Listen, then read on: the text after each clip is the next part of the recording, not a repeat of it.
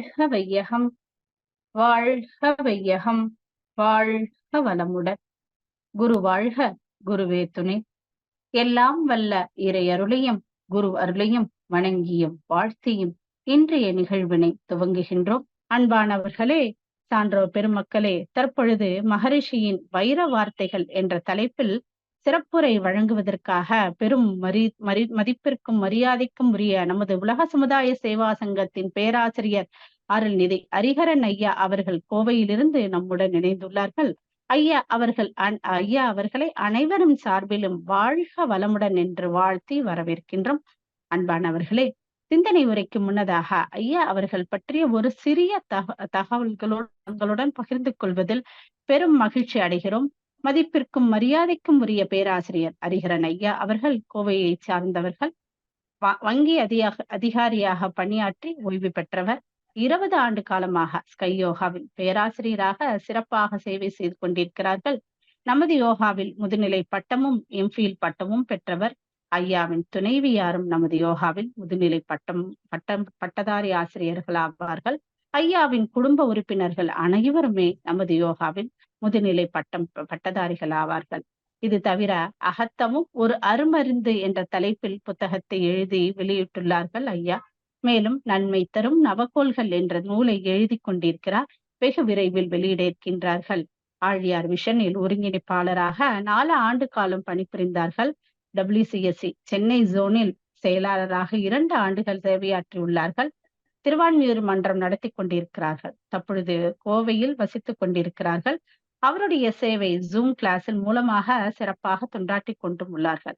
இவ்வளவு சிறப்புகளை உடைய பேராசிரியர் நமது உலக சமுதாய சேவா சங்கத்தின் மதிப்பிற்கும் மரியாதைக்கும் உரிய பேராசிரியர் அருள்நிதி ஹரிஹரன் ஐயா அவர்களை அனைவரின் சார்பிலும் வணங்கியும் வாழ்த்தியும் மகரிஷியின் வைர வார்த்தைகள் என்ற தலைப்பில் சிந்தனை உரை வழங்குமாறு பணிவன்போடு கேட்டுக்கொள்கிறோம். வாழ்க வளமுடன் ஐயா.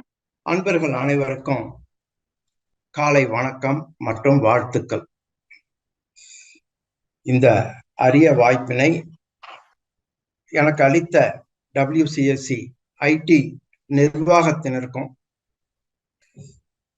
இந்த WCSC உலகமென்றும் வேதாத்திரியத்தை கொண்டு செல்வதற்கு அல்லும் பகலும் தொண்டாற்றி கொண்டிருக்கும் நமது அன்பிற்கும் மரியாதைக்கும் உள்ள தலைவர் பத்மஸ்ரீ SKM ஐயா அவர்களுக்கும் எனது பணிவான நன்றி கலந்த வணக்கமும் வாழ்த்துக்களும். மேலும் இந்த விண்ணலையில் இணைந்த அனைத்து வேதாத்திரிய அன்பர்களுக்கும் என்னுடைய வணக்கம், வாழ்த்துக்கள். அன்பர்களே, அரிது அரிது மானிடராய் பிறத்தல் அரிது.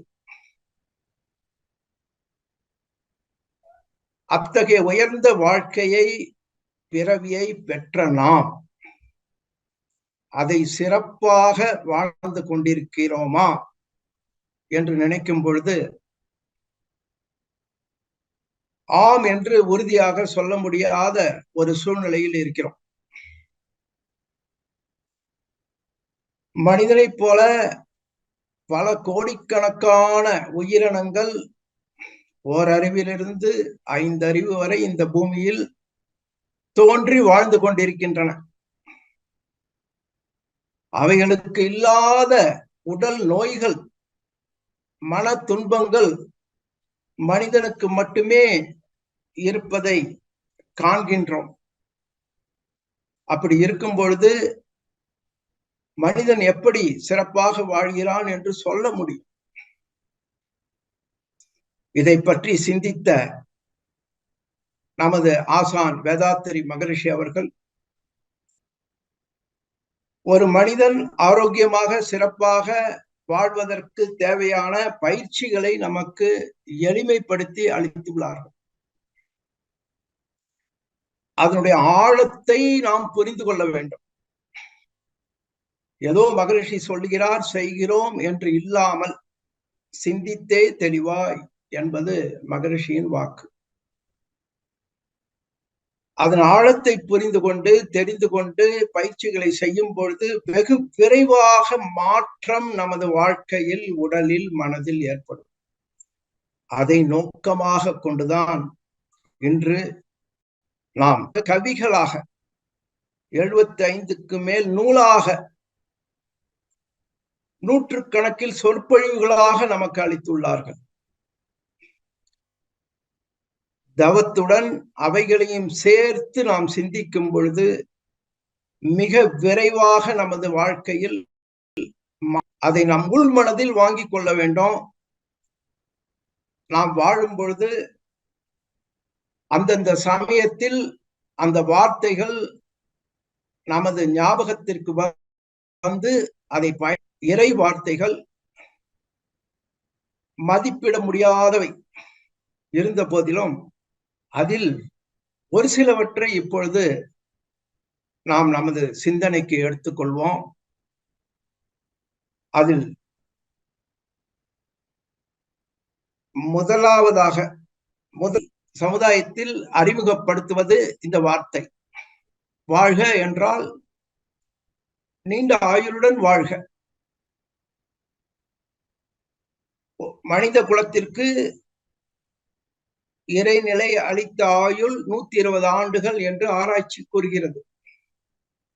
முதல் 40 ஆண்டுகள் வளர்ச்சி, அதற்கு அடுத்த 40 ஆண்டுகள் அந்த வளர்ச்சியானது அப்படியே மெயின்டைன் ஆகும். நிறைவாக 80 வயதுக்கு மேல் உடல் தளர்ந்து செல்கள் தளர்ந்து 85, 90 என்று மரணம் சம்பவிக்கும். அதனால் முதலில் நீண்ட ஆயுளுடன் வாழ வேண்டும் மனிதன். பிறப்பதற்கு முன் என்ன என்று விளக்கமாக தெரிந்து கொள்ள முடியவில்லை. இறப்பதற்கு பின் என்ன என்றும் தெரிவதில்லை. இருட்டறையில் நடப்பது இரண்டும் என்று மகரிஷி அவர்கள் கூறுவார்கள். இருந்த போதிலும் என்னுடைய பிறப்பு இறப்பு இவைகள் ஞாபகமாகவே இந்த வாழ்க்கையை வாழ்வேன் என்று கூறியிருக்கிறார். அதை பற்றி ஆராய்ச்சியை விட்டுவிட்டு நாம் இந்த உடலை பராமரித்து நீண்ட நாள் வாழ வேண்டும். அதற்கு வாழ்க என்று வாழ்த்துகிறோம். நம்மையும் வாழ்த்திக் கொள்கிறோம், மற்றவர்களையும் வாழ்த்துகிறோம். வளமுடன் என்பது குவாலிட்டி ஆஃப் லைஃப்.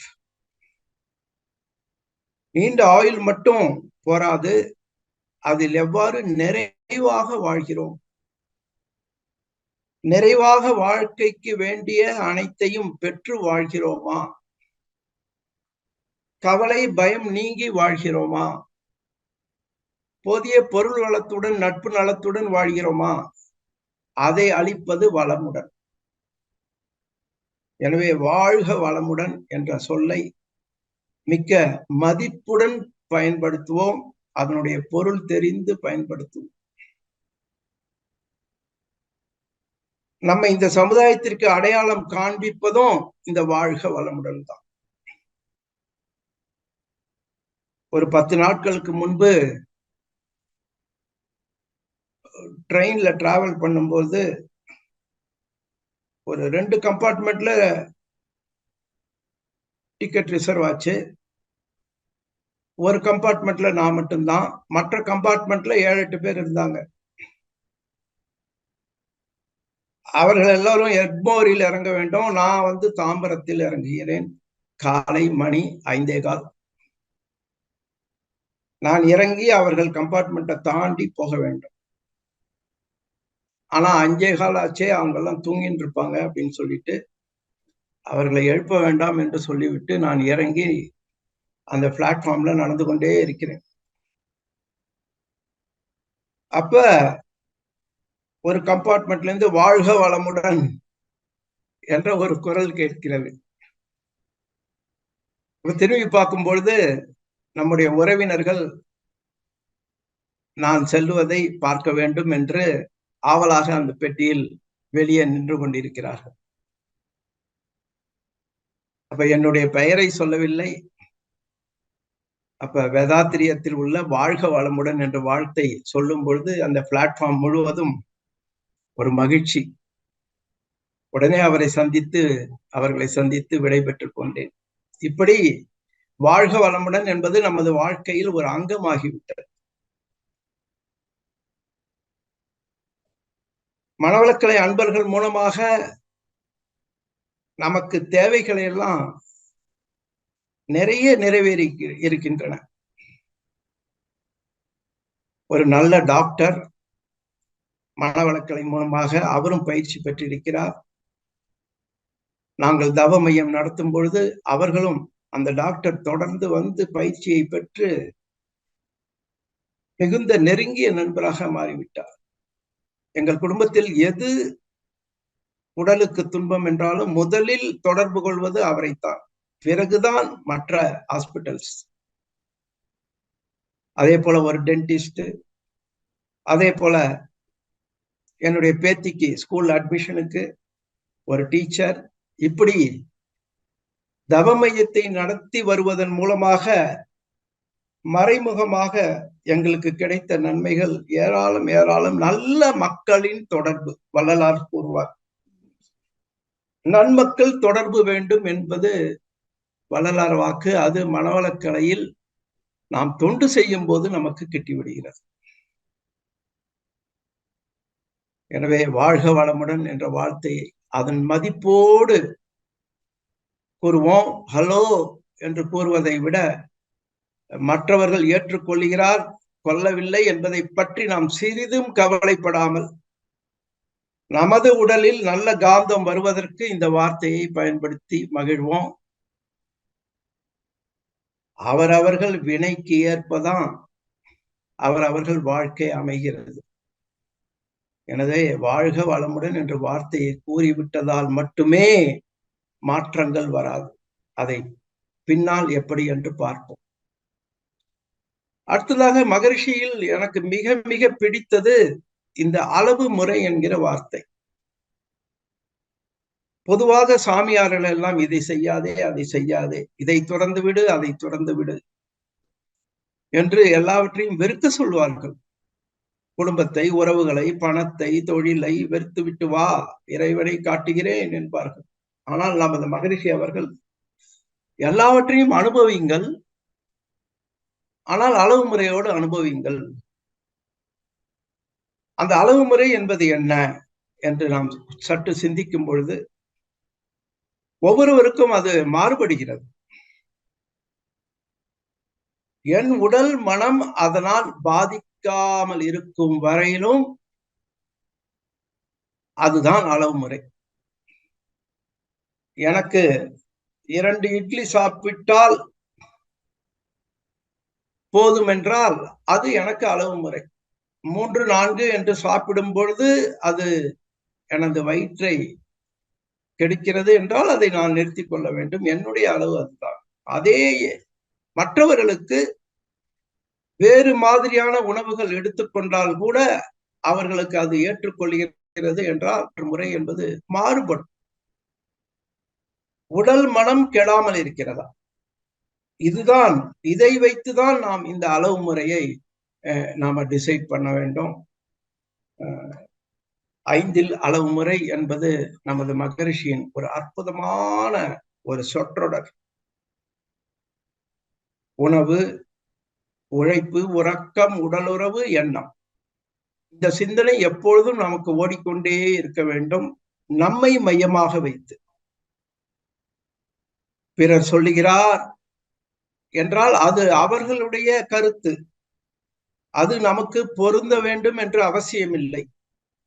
நாமே சிந்தித்து நம் உடல் மனதுக்கு எது நன்மை அளிக்கிறது, எந்த அளவுக்கு மேல் போனால் தீமை அளிக்கிறது என்று சிந்தித்து இந்த அளவு முறையை ஒரு புனிதமான வார்த்தையாக, ஹோலி வேர்ட் என்று நாம் தவம் செய்வதோடு கூட கடைபிடிக்க வேண்டும். 3வதாக வாழ்க்கை வளங்கள். நவக்கிரக தவத்தில் ஒவ்வொரு கிரகத்திலும் மகரிஷி இதை பயன்படுத்துகிறார். வாழ்வது மட்டும் போராது, வாழ்க்கை வளங்களை பெற்று வாழ்ந்தால்தான் அந்த வாழ்க்கைக்கு அர்த்தம் உண்டு.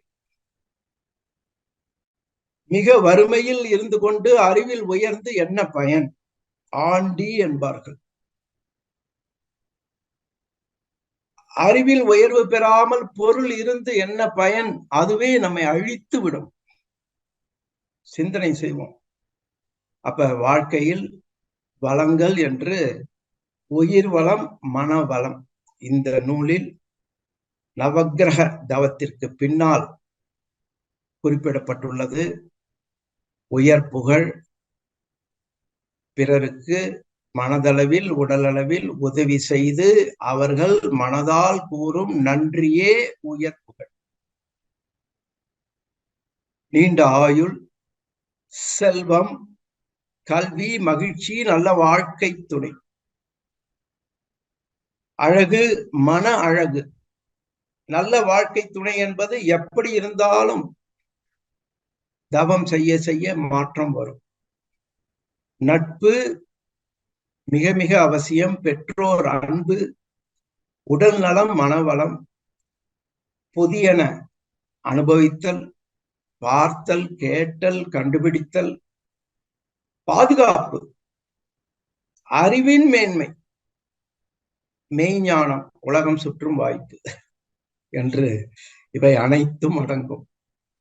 அப்பொழுது நாம் புரிந்து கொள்வோம் நமது நவகிரக தவத்தின் மதிப்பை. ஒவ்வொரு கிரகமும் ஒவ்வொரு விதமாக நமக்கு உதவி செய்து இந்த வளங்களை பெறுவதற்கு பயன் தருகிறது. பொதுவாக உயர்நிலை தவங்கள் அனைத்தும் சிறப்பு என்றாலும்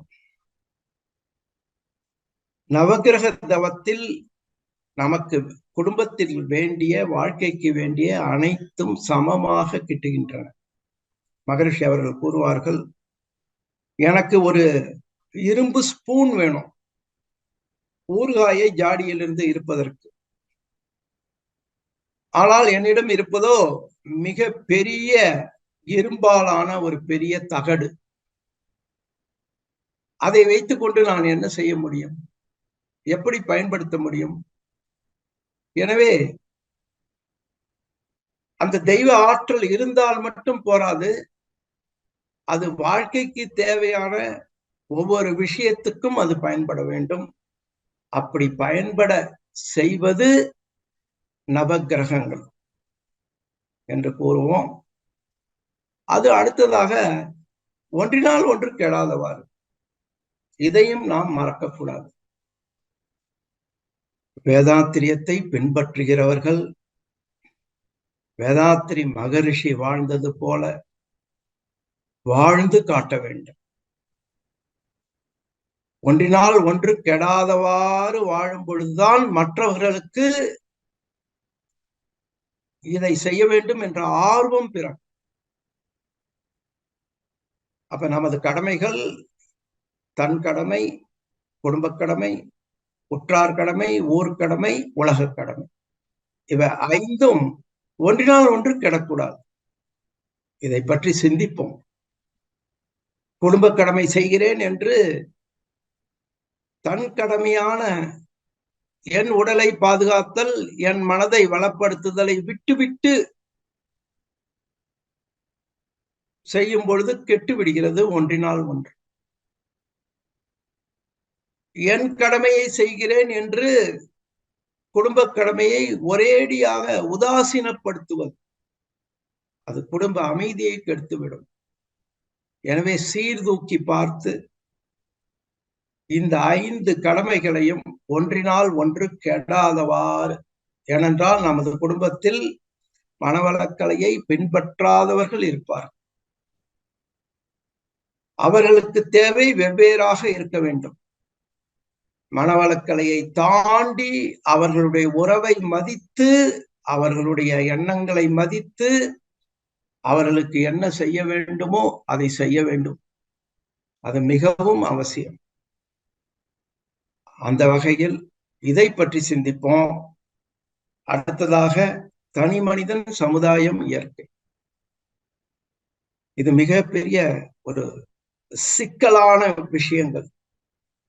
மற்ற யோக பயிற்சிகளில், யோகா இன்ஸ்டிடியூஷனில் இதை அதிகமாக வலியுறுத்துவதில்லை. அதனால் அந்த பயிற்சிக்கு செல்கிறவர்கள் எல்லாம் ஒரேடியாக ஒரு பக்கமாக சென்று விட்டு வாழ்க்கையை இழந்து விடுகிறார்கள், குடும்ப அமைதி கெட்டு விடுகிறது. ஆனால் மகர்ஷி அவர்கள் மிக அற்புதமாக ஒவ்வொரு தனி மனிதனும் அமைதியாக வாழ, சிறப்பாக வாழ, சமுதாயம் இயற்கை இரண்டோடும் முழுமையாக ஒத்துப்போக வேண்டும் என்று கூறினதோடு மட்டுமல்லாமல் வாழ்ந்து காட்டினார்.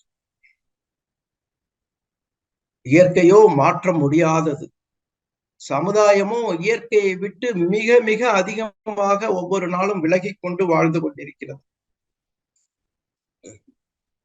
நாம் தவத்தால் இயற்கையோடு இணைந்தும் மற்ற சமயங்களில் இந்த சமுதாயத்தோடு உறவாடி கொண்டும் நட்பு நலத்தோடும் வாழ வேண்டும். எனவே நமக்கு இரண்டு மனம் வேண்டும். ஒன்று, தவத்தில் இயற்கையோடு இணைந்து தெய்வ சக்தியை பெற்று உடல் மன ஆற்றலை அதிகரித்துக் கொண்டு வாழ. இன்னொன்று, சமுதாயம் எந்த அளவுக்கு சரியில்லை என்றாலும் அதோடும் இணைந்து, ஆனால் அதில் கெடாதவாறு நம் மனம் உடல் கெடாதவாறு நம்மை பாதுகாத்து கொண்டு அதோடு வாழ வேண்டும். நமக்கு எல்லோருக்கும் நன்றாக தெரியும், மகரிஷி அவர்கள் இந்த சமுதாயத்தை மாற்ற பலவிதமான திட்டங்களை கொண்டு வந்தார்கள். ஆனால் இந்த சமுதாயம் அதை ஏற்றுக்கொள்ளவில்லை. உடனே அந்த திட்டங்களை எல்லாம் கைவிட்டார்கள், வலியுறுத்தவில்லை. தன்னுடைய பேத்திக்கு திருமணம் செய்ய வேண்டும் என்று திருமணத்திற்கான செலவுகளை எல்லாம் இவ்வளவு தேவையில்லை என்று அதை குறைக்க வேண்டும் என்று மனவளக்கலை திருமண திட்டம் என்று ஒன்று வைத்து அதன் மூலம் இதை செய்ய வேண்டும் என்று நினைத்தார்கள்.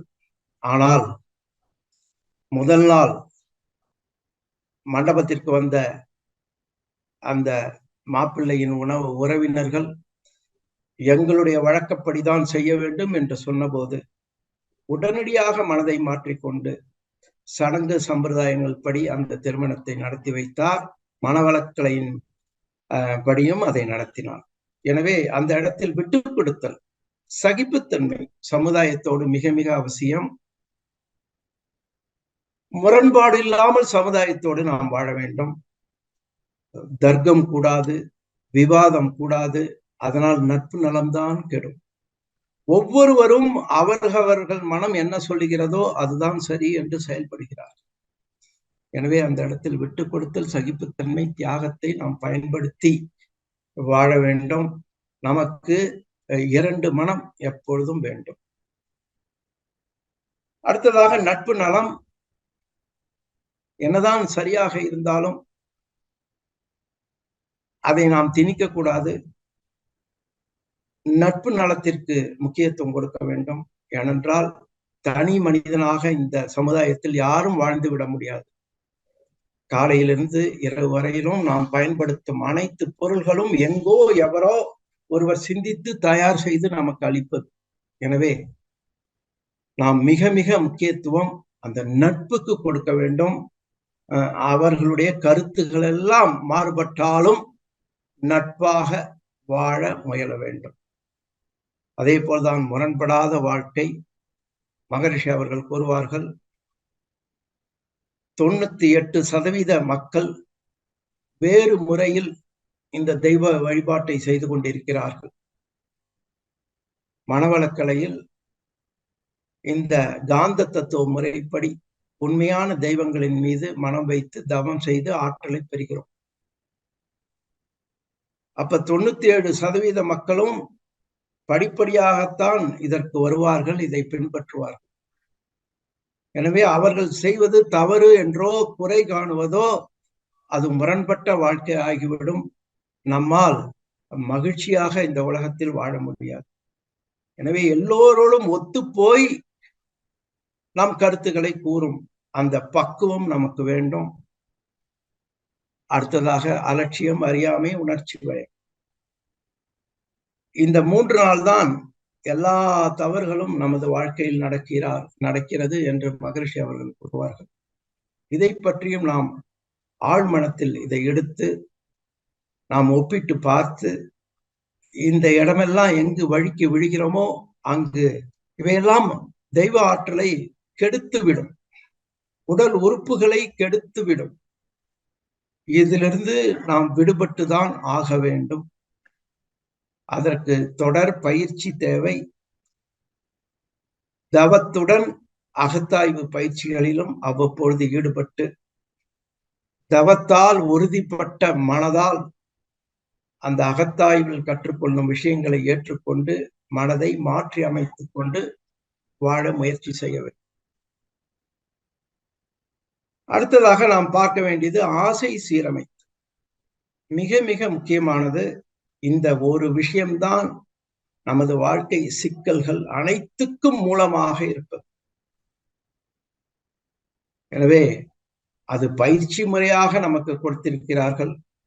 ஆசைக்கும் பேராசைக்கும் உள்ள வித்தியாசத்தை தெரிந்து கொண்டு, அந்த பேராசைதான் நம் உடலையும் மனதையும் கெடுக்கும். ஆசைப்படுவது தவறு அல்ல, மதிக்கப்பட வேண்டிய ஆசைகள் என்று மகரிஷி அவர்கள் கூறுகிறார்கள். அதையெல்லாம் புரிந்து கொண்டு நமது முயற்சியை மதிக்கப்படும் ஆசைகளை நிறைவேற்றுமாறு நாம் நிறைவேற்றிக் கொள்வோம். பேராசையிலிருந்து விடுபடுவோம். பேராசை, பொறாமை, இது இரண்டும் மனிதனுக்கு ஊறிப்போன குணங்கள், தலைமுறை தலைமுறையாக கருமையத்தில் வருவது. இவைகளிலிருந்து நாம் விடுபடுவோம். மற்றவர்கள் அது போல இருக்கும் பொழுது அதை நாம் அதிக முக்கியத்துவம் கொடுக்காமல் மறந்துவிடும். அடுத்ததாக எனக்கு பிடித்த மிக மிக அடிப்படையான விஷயம் மனவளக்கலையில் இந்த காந்த தத்துவம். மனம் என்பது ஒரு காந்த அலை. இந்த பிரபஞ்சத்தில் உள்ள தெய்வ சக்தி எல்லாம் வெளிப்படுத்துவதும் காந்த சக்தியே. அப்ப மனதை புருவ மத்தியிலும் தலை உச்சியிலும் ஒருமைப்படுத்தி தூய்மையான தெய்வ சக்தியான வான்காந்த சக்தியோடு, பஞ்ச பௌதிகங்களோடு, நவ கிரகங்களோடு, பிரபஞ்சத்தோடு ஒன்றிணைக்கும் பொழுது மனதில் ஆற்றலும் தூய்மையும் விரிவும் வெகு வேகமாக கிட்டிவிடும். இது தெய்வ வழிபாடு. காந்த தத்துவத்தின் மூலமாக தெய்வ வழிபாடு, அந்த தெய்வ சக்தி நமக்குள் அதிகமாகிவிடும். எனவே அதை ஒரு பாடலில் மகரிஷி அவர்கள் கூறும்பொழுது, எப்பொருளை எச்செயலை எக்குணத்தை எவ்வுயிரை ஒருவர் அடிக்கடி நினைந்தாலும் அப்பொருளின் தன்மையாய் காண்போர் உடலிலும் மனதிலும் மாற்றம் காணும் என்று கூறுகிறார்கள். இதை மறக்கவே கூடாது. மனவளக்கலையின் அடிப்படையே இதுதான். அதனால் இந்த மனதை எங்கு வைக்க வேண்டும் என்று ஆழமாக வைக்க வேண்டும். அதுதான் தவம். உயர்நிலை தவங்கள் எல்லாம் இதன் அடிப்படையாக வைத்துதான் வந்திருக்கிறது. மிக எளிமையாக மகரிஷி அவர்கள் கொடுத்துள்ளார்கள். அதே போல பக்தி மார்க்கத்தில் கடவுள், கடவுள் சக்தி இரண்டும் ஒன்றாக பார்க்கிறோம். ஆனால் இங்கு மனவளக்கலையில் கடவுள் என்பதை சுத்த வெளியாகவும், கடவுளுடைய சக்தி என்பது பஞ்ச பௌதிகங்களாகவும், அதன் கூட்டாகிய பிரபஞ்சம், நவ கிரகங்கள் அவைகளாகவும் பார்க்கிறோம். எனவே நமக்கு முதலில் தேவை கடவுளின் சக்தி, தெய்வ சக்தி. அதை பெற்று உடல் நலத்தோடு மனவளத்தோடு நமது கடமைகளை செய்து சிறப்பாக வாழும் பொழுது, தொடர்ந்து இதை செய்யும் பொழுது அந்த சுத்தவெளி என்கிற கடவுள் நிலைக்கு மனம் காய் கனிவதை போல தானாக செல்லும். எனவே முதலில் நாம் முயற்சி செய்ய வேண்டியது அந்த தெய்வ சக்தியாகிய பிரபஞ்ச சக்தியை நம் உடலுக்கு கொண்டு வரும் உயர்நிலை தவங்களை முறையாக செய்து பழக வேண்டும். அடுத்ததாக ஜீவகாந்தம், வான்காந்தம், இதெல்லாம் இந்த மனவளக்கலையில் தான் சிறப்பாக சொல்லிக் கொடுக்கப்படுகிறது. மற்ற யோகாவில் எல்லாம் நான் சொல்லுகிறேன், நீ செய், விளக்கங்கள் இல்லை. நம் உடலுக்குள்ளாக உயிர் துகள்கள் ஓடிக்கொண்டிருக்கின்றன. அதிலிருந்து வரும் காந்த அலை ஜீவகாந்த அலை. அது நமது மூளையின் வழியாக எண்ணமாக மனமாக செயல்படுகிறது. மனம்தான் வாழ்க்கை. பிரபஞ்சத்தில் வருவதெல்லாம், சுழற்சியால் வருவதெல்லாம் வான்காந்தம், தூய வான்காந்தம். மேல்நிலை தவங்களில் இந்த மேல்நிலை தவங்களை செய்ய செய்ய வான்காந்தத்தோடு கலந்து, எப்படி ஒரு ஆறு கடலில் கலக்கும் பொழுது தன்னுடைய தன்மையை இழந்து கடலின் தன்மையை பெறுகிறதோ, அதே போல நாளடைவில் நமது வான்காந்தம் ஜீவகாந்தத்தோடு கலந்து நம் உடலிலும் அந்த வான்காந்த ஆற்றல் அதிகமாக இருக்க தொடங்கும். அப்பொழுது பிரபஞ்ச சக்தி, தெய்வ சக்தி நமக்கு காப்பாக அமையும். நம் மனதில் எழும் நல்ல எண்ணங்கள் எல்லாம் நடைமுறைக்கு எளிதாக வரும். அடுத்ததாக எதிர்பார்ப்பு, ஏமாற்றம். இதை ஆரம்பத்தில் கவிதையாகவே கொடுத்திருக்கிறார். இதை எவ்வளவுக்கு எவ்வளவு குறைத்துக் கொள்கிறோமோ அவ்வளவுக்கு அவ்வளவு நம் மனதில் கவலை, பயம், சினம் இவைகள் தவிர்க்கப்படும். இதை பற்றியும் நாம் சிந்திப்போம். அயராத விழிப்பு நிலை, கான்ஸ்டன்ட் அவேர்னஸ் என்று மகரிஷி அவர்கள் கூறுவார்கள். இவை அனைத்தும் தவம் செய்ய செய்யதான் நம் மனதில் உள் மனதிற்கு சென்று அந்தந்த சமயத்தில் நமக்கு விழிப்பு நிலையை ஏற்படும். எனவே தவத்தோடு இதையும் இணைத்துக் கொள்ள வேண்டும். எந்த இடத்தில் மறுபடியும் தவறு செய்கிறோம் என்பதை தெரிந்து கொண்டு அந்த இடத்தில் இந்த அயராத விழிப்பு நிலையை கொண்டு வந்து மனதை மாற்றி அமைத்துக் கொள்ளும் பொழுது அந்த தவ ஆற்றல் உடலில் தங்கும். இல்லை என்றால் ஒரு பக்கம் வந்து இன்னொரு பக்கம் விரயமாவது போல ஆகிவிடும். எனவே தவத்துடன் இந்த மகரிஷியின் பொன்மொழிகளையும் நாம் ஞாபகம் வைத்துக் கொள்வது வாழ்க்கையில் சீக்கிரம் முன்னேறுவதற்கு உதவியாக அமையும். உன்னை நேசி, கடவுளை நேசி. தன் உடல் மனதை நன்றாக வைத்துக் கொள்ளவேன் என்று செய்யக்கூடிய பயிற்சிகள் எல்லாம் சுயநலம் ஆகாது என்று மகரிஷி அவர்கள் கூறுவார்கள். ஏனென்றால் நாம் கேட்டு பிறக்கவில்லை. இந்த உடல் இறை ஆற்றலுக்கு சொந்தமானது. எனவே அதை நன்றாக வைத்துக் கொள்வது அது சுயநலமாக. மற்றவர்கள் வேறு மாதிரியாக வாழ்வார்கள்.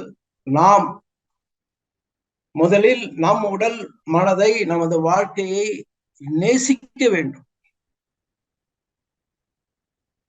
நம்மிடம் அன்பு செலுத்த வேண்டும். நம்மை உயர்வாக கருத வேண்டும். நம்மை இறையாற்றல் கூடிக்கொண்டிருக்கும் கோவிலாக நம் உடலை மதிக்க வேண்டும், மனதை மதிக்க வேண்டும். இதில் இன்னொரு தத்துவமும் அடங்கியுள்ளது. ஏனென்றால் நன்றாக சிந்தித்து பார்ப்போம். கடைசி மூச்சு வரையிலும் நம்மோடு கூட வருவது நம் உடலும் மனமும் தான். எனவே அவைகளை முதல் கடமையாக நன்றாக வைத்துக் கொள்வேன் என்று நாம் உறுதிமொழி எடுத்துக் கொள்ள வேண்டும். இதை விட்டுவிட்டு, நம்மை விட்டுவிட்டு பிற உயிர்களை, பிற மனிதர்களை, பிற விஷயங்களை அதிகமாக நேசிக்கும் பொழுது அங்கு நடக்கும் மாற்றங்கள் அவரவர்கள் விதிப்படி நடந்து கொண்டிருக்கின்றன. அது நம்மை மிகவும் பாதித்து நம் வாழ்க்கையை கெடுத்துவிடும். இதை நாம் சிந்திப்போம். அதே போல இந்த உலகில் மாறாத கடவுளை நேசிக்க வேண்டும். மனிதன் தோன்றுவதற்கு முன்பே இருந்தது பிரபஞ்சம், பஞ்சபௌதியங்கள், பூமி, நவகிரகங்கள். அன்றும் இருந்தது, இன்றும் இருக்கிறது, எப்பொழுதும் இருக்க போவது. அப்ப வாழ்நாள், மனிதனுடைய வாழ்நாள் 100 ஆண்டுகள் என்று வைத்துக் கொண்டால் 100 ஆண்டுகளும் அவன் உருவானதிலிருந்து கடைசி வரையிலும் அவனோடு இருப்பது மாற்றமடைய நேசிக்க வேண்டும். அது மகரிஷி அவர்கள் உயிர்கலப்பு என்று கூறுவார்கள். நம்மையும் கடவுளையும் நேசிக்கும் பொழுது நமது வாழ்வில் ஏற்றத்தாழ்வுகள் அதிகமாக வராது. இதை தவிர மற்றவர்களையும் நேசிக்க வேண்டும். அது இயல்பாகிவிடும். அடுத்ததாக அறிவின் ஏழ்மை துன்பத்திற்கு காரணம். பொதுவாக ஒருவனை ஏழை என்று கூறுகிறோம் போதிய பணம் இல்லாத போது, வறுமையில் வாடும் பொழுது. ஆனால் அறிவின் ஏழ்மை என்பது ஒரு மனிதன் எந்த அளவுக்கு உடலில் மனதில் துன்பப்படுகிறானோ அந்த அளவுக்கு அவன் ஏழ்மையாக இருக்கிறான் அறிவில் என்று அர்த்தம். அவனுக்கு உண்மை தெரியவில்லை, புரியவில்லை, உண்மையின் பால் அவனது வாழ்க்கை அமையவில்லை. அதை போக்கிக் கொள்ள வேண்டும் என்றால் மனவளக்கலை பயிற்சிகளை புரிந்து கொண்டு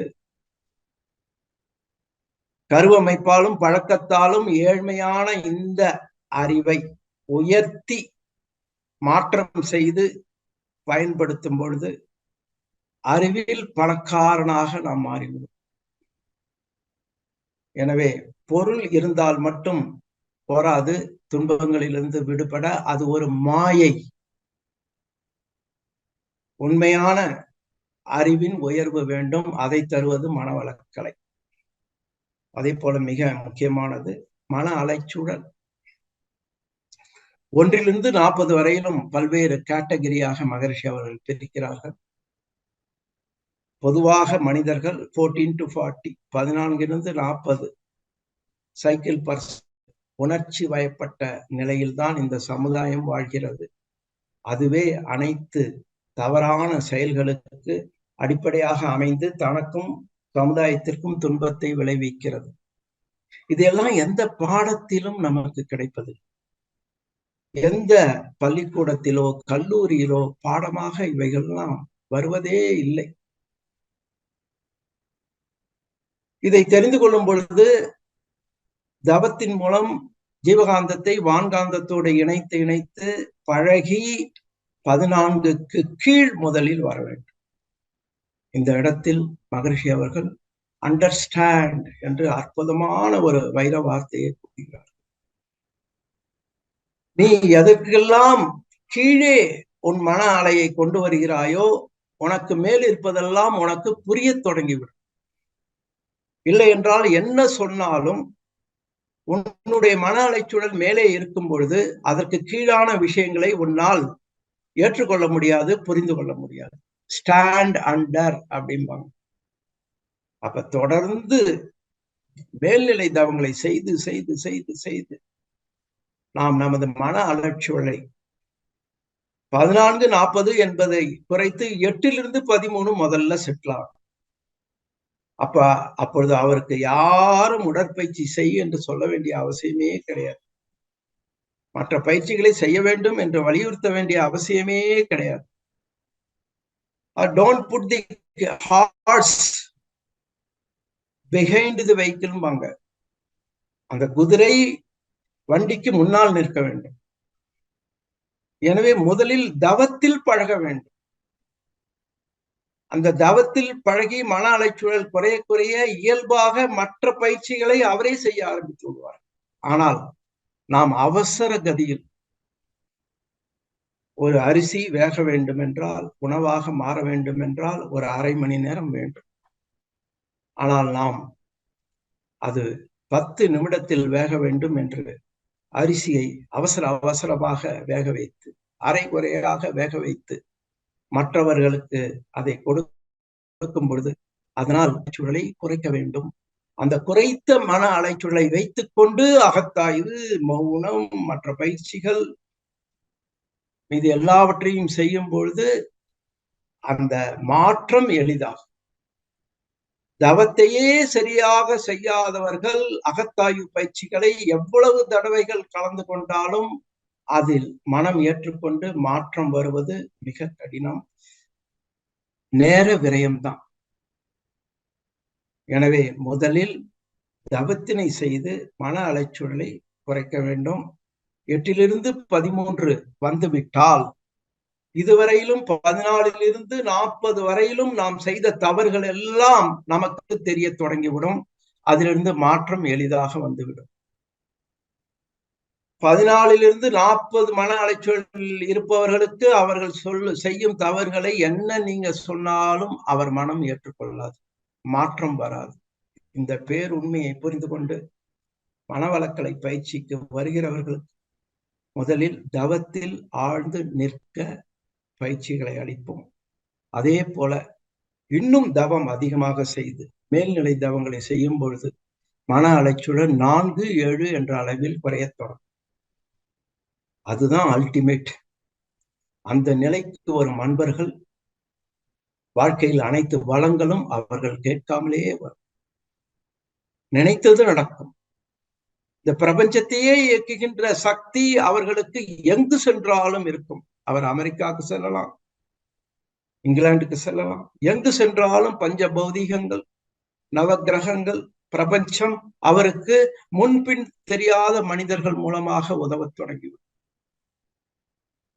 எனவே சேர்ந்ததிலிருந்து ஒரு 2 வருடத்திற்குள்ளாக மேல்நிலை தவங்களை பழகி பழகி நமது மன அலைச்சூழலை என்று 4-7 என்ற அளவில் கொண்டு வந்து விடுகிறோமோ அப்பொழுதுதான் உண்மையான மனவளக்கலையின் வெற்றி, வாழ்க்கை சிறப்பாக அமையும். இப்ப 4-7க்கு கீழே 1-3 இருக்கிறது. அது மகான்கள் அடைந்த நிலை. அந்த 3ஐ அனுபவிக்க வேண்டும் என்றால் நாம் 1-2 என்று வர வேண்டும்.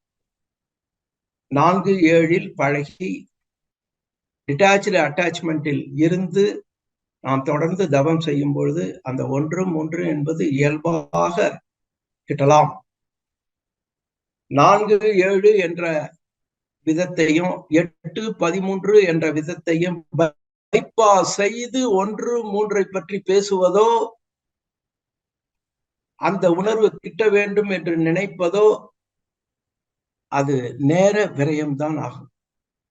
நமது குடும்ப கடமைகளை செய்ய, சிறப்பாக வாழ 4-7 என்ற அளவே மிக மிக உதவும். மகரிஷி அவர்களுடைய மனவளக்கலையின் நோக்கம் உலக அமைதி. அது தனி மனித அமைதி, குடும்ப அமைதி, சமுதாய அமைதி மூலமாக கிட்ட வேண்டும் என்று சொல்லியிருக்கிறார். அனைத்து மனிதர்களையும் மகான்களாக ஆகுவேன் என்று அவர் சொன்னதே கிடையாது. மனிதன் மனிதனாக வாழ்ந்தாலே போதும். அதற்கு முயற்சி செய்து அந்த தொடர்ந்து மேல்நிலை தவங்களை செய்து 4-7 என்ற பக்குவம் அடையட்டும். மிக மிக முக்கியம். அடுத்ததாக நாம் பார்க்க வேண்டியது உயிர் சக்தி. உடலில் நோய் வந்தால் மருந்து உட்கொள்கிறோம், டாக்டரிடம் செல்கிறோம், பல்வேறு உபாயங்களை, உணவில் மாற்றம் ஏற்படுத்துகிறோம். உடலில் போதிய அளவு சக்தி இருக்கும் பொழுது இவைகள் சிறப்பாக இயங்கி அந்த நோயிலிருந்து எளிதாக விடுபட முடியும். ஆனால் உடலில் உயிர் சக்தி மிக குறைவாக இருக்கும் பொழுது எந்த மருந்தும் வேலை செய்யாது, எந்த முயற்சியும் முழுமையான பலனை கொடுப்பது. அதனால மகரிஷி அவர்கள் எந்த வயதினரும் 80 வயதானவர்கள் கூட இந்த உயிர் சக்தியை அதிகரித்துக் கொள்ளக்கூடிய மேல்நிலை தவங்களை கொடுத்திருக்கிறார். விண் ஆற்றல் மூலமாக அந்த உயிர் சக்தியை நாம் நன்றாக இருக்கும் பொழுதே எவ்வளவு அதிகம் செய்து கொள்ள முடியுமோ செய்து கொண்டே வர வேண்டும். அப்பொழுது மற்ற உறுப்புகளில் எந்த பிரச்சனை இருந்தாலும் அவைகள் எளிதாக தீர்க்க முடியும், மருந்துக்கு கட்டுப்படும். இந்த உயிர் சக்தி போதிய அளவு இருக்கும் பொழுது பிபி, சுகரிலிருந்து முழுமையாக விடுபட்டு விடலாம். அதுதான் ஒரு இண்டிகேஷன். பிபி, சுகர் தொடர்ந்து என் உடலில் இருந்தால் என்னுடைய உயிர் சக்தி குறைவாக இருக்கிறது என்றார். அதற்குண்டான மருந்து மாத்திரைகளை எடுத்துக்கொண்டே தவத்தின் மூலமாக இந்த உயிர் சக்தியை அதிகரித்துக் கொள்ள வேண்டும். உடற்பயிற்சியால் உயிர் சக்தி ஓரளவுதான் அதிகமாகும். முதலில் நாம் முக்கியத்துவம் கொடுக்க வேண்டியது இந்த விண் சக்தி, விண் ஆகாரம் என்று அதை எடுத்துக்கொள்ள வேண்டும். குறிப்பாக வயதானவர்கள், 50 வயதிற்கு மேற்பட்டவர்கள் அதிக உணவை எடுத்துக்கொண்டு, சத்தான உணவை எடுத்துக்கொண்டு சக்தியாக மாற்றுவது கடினம். ஆனால் தவம் செய்து ஆற்றலை அதிகரித்துக் கொள்வது எளிது. எனவே அந்த வகையில் விண் ஆற்றலுக்கு முதல் முக்கியத்துவம். அடுத்ததாக மூச்சு ஆகாரம். காற்றின் மூலமாக பிராணசக்தியை மூச்சு பயிற்சிகளின் மூலமாக அதிகப்படுத்திக் கொள்வதற்கு அடுத்த முக்கியத்துவம் கொடுக்க வேண்டும். குறிப்பாக 50 வயதினருக்கு மேலே இருப்பவர். அதுக்கு அடுத்தது வெப்ப ஆகாரம். உடற்பயிற்சி, வீட்டு வேலைகளை செய்தல், உடலை அசைத்தல், முறையாக நடைப்பயிற்சி போன்ற மிக அதிகமாக உடலை வருத்தப்படாத பயிற்சிகளை செய்து இரத்த ஓட்டத்தை அதிகம் செய்து வெப்ப ஆற்றலை ஏற்றுக்கொள்ள வேண்டும். வெப்ப ஆகாரம் என்றே இதை கூறலாம். அடுத்தது நீர் ஆகாரம். போதிய அளவு தாகம் எடுக்கும் பொழுது நீர் அருந்துதல், பழச்சாறுகளை அருந்துதல், இளநீர் போன்றவைகளை எடுத்துக் கொள்ளுதல், இவைகள் நமக்கு பெரிதும் உதவும். கடைசியாக உணவை, கெட்டி பொருளை போதிய அளவு எடுத்துக்கொள்ள வேண்டும். அதில் குறையவும் கூடாது, அதிகமாகவும் கூடாது. இவ்வாறு நாம் செய்யும் பொழுது நமது உயிர் சக்தி எப்பொழுதும் போதுமான அளவு இருக்கும். உடலில் உள்ள உபாதைகளிலிருந்து எளிதாக விடுபடும், மனமும் சிறப்பாக இயங்கும். எனவே இந்த உயிர் சக்தி என்பது வேதாத்திரியத்தில் தான் முழுமையாக விளக்கப்படுகிறது. அதற்கு அந்த உயிர் சக்தி இயங்கும் இடம் மூலாதாரம், மையம். வித்து சக்தியை மூலமாக வைத்துக் கொண்டு உயிர் சக்தி இயங்குகிறது. எனவே உணவில் ஒரு நல்ல உணவாக இருக்க வேண்டும், சத்தான உணவாக இருக்க வேண்டும், போதிய அளவு உட்கொள்ள வேண்டும் என்று அதை பற்றி சிந்திப்போம். அடுத்ததாக போற்றுவோம் என்று மகரிஷி அவர்கள் கூறுகிறார்கள். என்னுள் அவனை வைத்தேன், ஏற்றி வந்தேன், போற்றி வந்தேன், என்னை அவனுள் இணைத்தான். இதுதான் சீக்ரெட். எதை நாம் பாராட்டுகிறோமோ, எதை நாம் மதிக்கிறோமோ, எதை நாம் வணங்குகிறோமோ, ஆழ்ந்து மதிப்போடு அந்த ஆற்றல் நமக்கு எளிதாக கிட்டுவிடும். அப்ப என்னுள் அவனை வைத்தேன் என்றால் என்ன அர்த்தம்? பிரபஞ்சத்தை வைத்தார், பஞ்ச பௌத்திகங்களை வைத்தார், நவ கிரகங்களை வைத்தார், சுத்த வெளியை வைத்தார். அதுதான் என்னுள்ளும் இயங்கிக் கொண்டிருக்கிறது என்பதை கண்டுபிடித்த பிறகு என் உடலை, மனதை நான் போற்றும் பொழுது உள்ளே இருக்கிற கடவுளை போற்றுகிறேன். போற்றி போற்றி என்று சொல்லும் பொழுது அந்த மதிப்புடன் நம் மனம் அதை கவனிக்கிறது. அப்பொழுது அந்த தெய்வ சக்தி நமக்கு எளிதாக கிட்டிவிடும். மகரிஷி அவர்கள் நிறைய இடங்களில் இந்த போற்றி என்கிற வார்த்தை சவுண்ட் வரலையா? வாய்ஸ் வரலையாமா? சரி சரி, ரைட் ரைட். அது இந்த இன்டர்நெட்ல ஏதாவது ஃபிளக்சுவேஷன் இருக்கும் கொஞ்சம் கொஞ்சம். ஓகே, இப்ப நம்ம தவத்தில் வெற்றி பெறுவது என்பதை எப்படி சுருக்கமாக பார்ப்போம். மகரிஷி அவர்களுடைய மனவளக்கலையின் அருமை அப்பொழுதுதான் நமக்கு புரியும். இவ்வளவு ஆயிரக்கணக்கான திருக்கோயில்கள் இருக்கின்றன, வழிபாட்டு தலங்கள் இருக்கின்றன, மந்திரங்கள் இருக்கின்றன, எந்திரங்கள் இருக்கின்றன. இருந்த போதிலும் மனித வாழ்வில் நோய்கள் குறையவில்லை. இவ்வளவு ஹாஸ்பிட்டல்ஸ், மருந்துகள், மாத்திரைகள், டாக்டர் நாளுக்கு நாள் அதிகமாகிக் கொண்டே இருக்கிறது. ஏன் என்ற கேள்வியை நாம் கேட்டுக்கொள்ள வேண்டும். அப்பொழுது மகரிஷி அவர்கள் நமக்கு அறிமுகப்படுத்துவது உண்மையான கடவுள்களை. அதற்கு அவர் என்ன செய்கிறார் என்றார், முதல் மனிதன் 65 லட்சம் வருடம் முன்பு தோன்றினான் இந்த பூமியில் என்று ஒரு ஆராய்ச்சி கூறுகிறது. அப்பொழுது தவம் செய்யும் பொழுது நாம் தவத்தில் உட்கார்ந்தவுடன் என்ன செய்ய வேண்டும் என்றால் 65 வருஷம் பின்னோக்கி போய்விட வேண்டும். அப்ப இன்றைக்கு என் மனதில் உள்ள அனைத்து செயற்கை எண்ணங்களும் விடுபட்டு விடும். மந்திரம், எந்திரம், தந்திரம் அங்கு கிடையாது, மதங்கள் கிடையாது, மொழி கிடையாது. அப்ப அந்த மனிதன் தனியாக மற்ற விலங்குகளோடு இருக்கிறான். விலங்குகளுக்கு எங்கிருந்து ஆற்றல் வருகிறதோ அந்த ஆற்றல் இந்த மனிதனுக்கும் வருகிறது. அதனால தவம் செய்யும் பொழுது நாம் இந்த உலகில் தனியாக வாழ்கிறோம். 65 லட்சம் வருடத்திற்கு பின் போய்விட வேண்டும். அப்பொழுது சூரியன் இருக்கிறது, சந்திரன் இருக்கிறது, ஆற்றலை கொடுத்து கொண்டிருக்கிறது, நவ கிரகங்கள் இருக்கின்றன, பிரபஞ்சம் இருக்கிறது, பஞ்ச பௌதிகங்கள் இருக்கிறது. இவைகளை நினைக்கும் பொழுது அந்த ஆற்றல் எளிதாக வந்துவிடும். செயற்கை எண்ணங்கள் குறுக்கிடாது.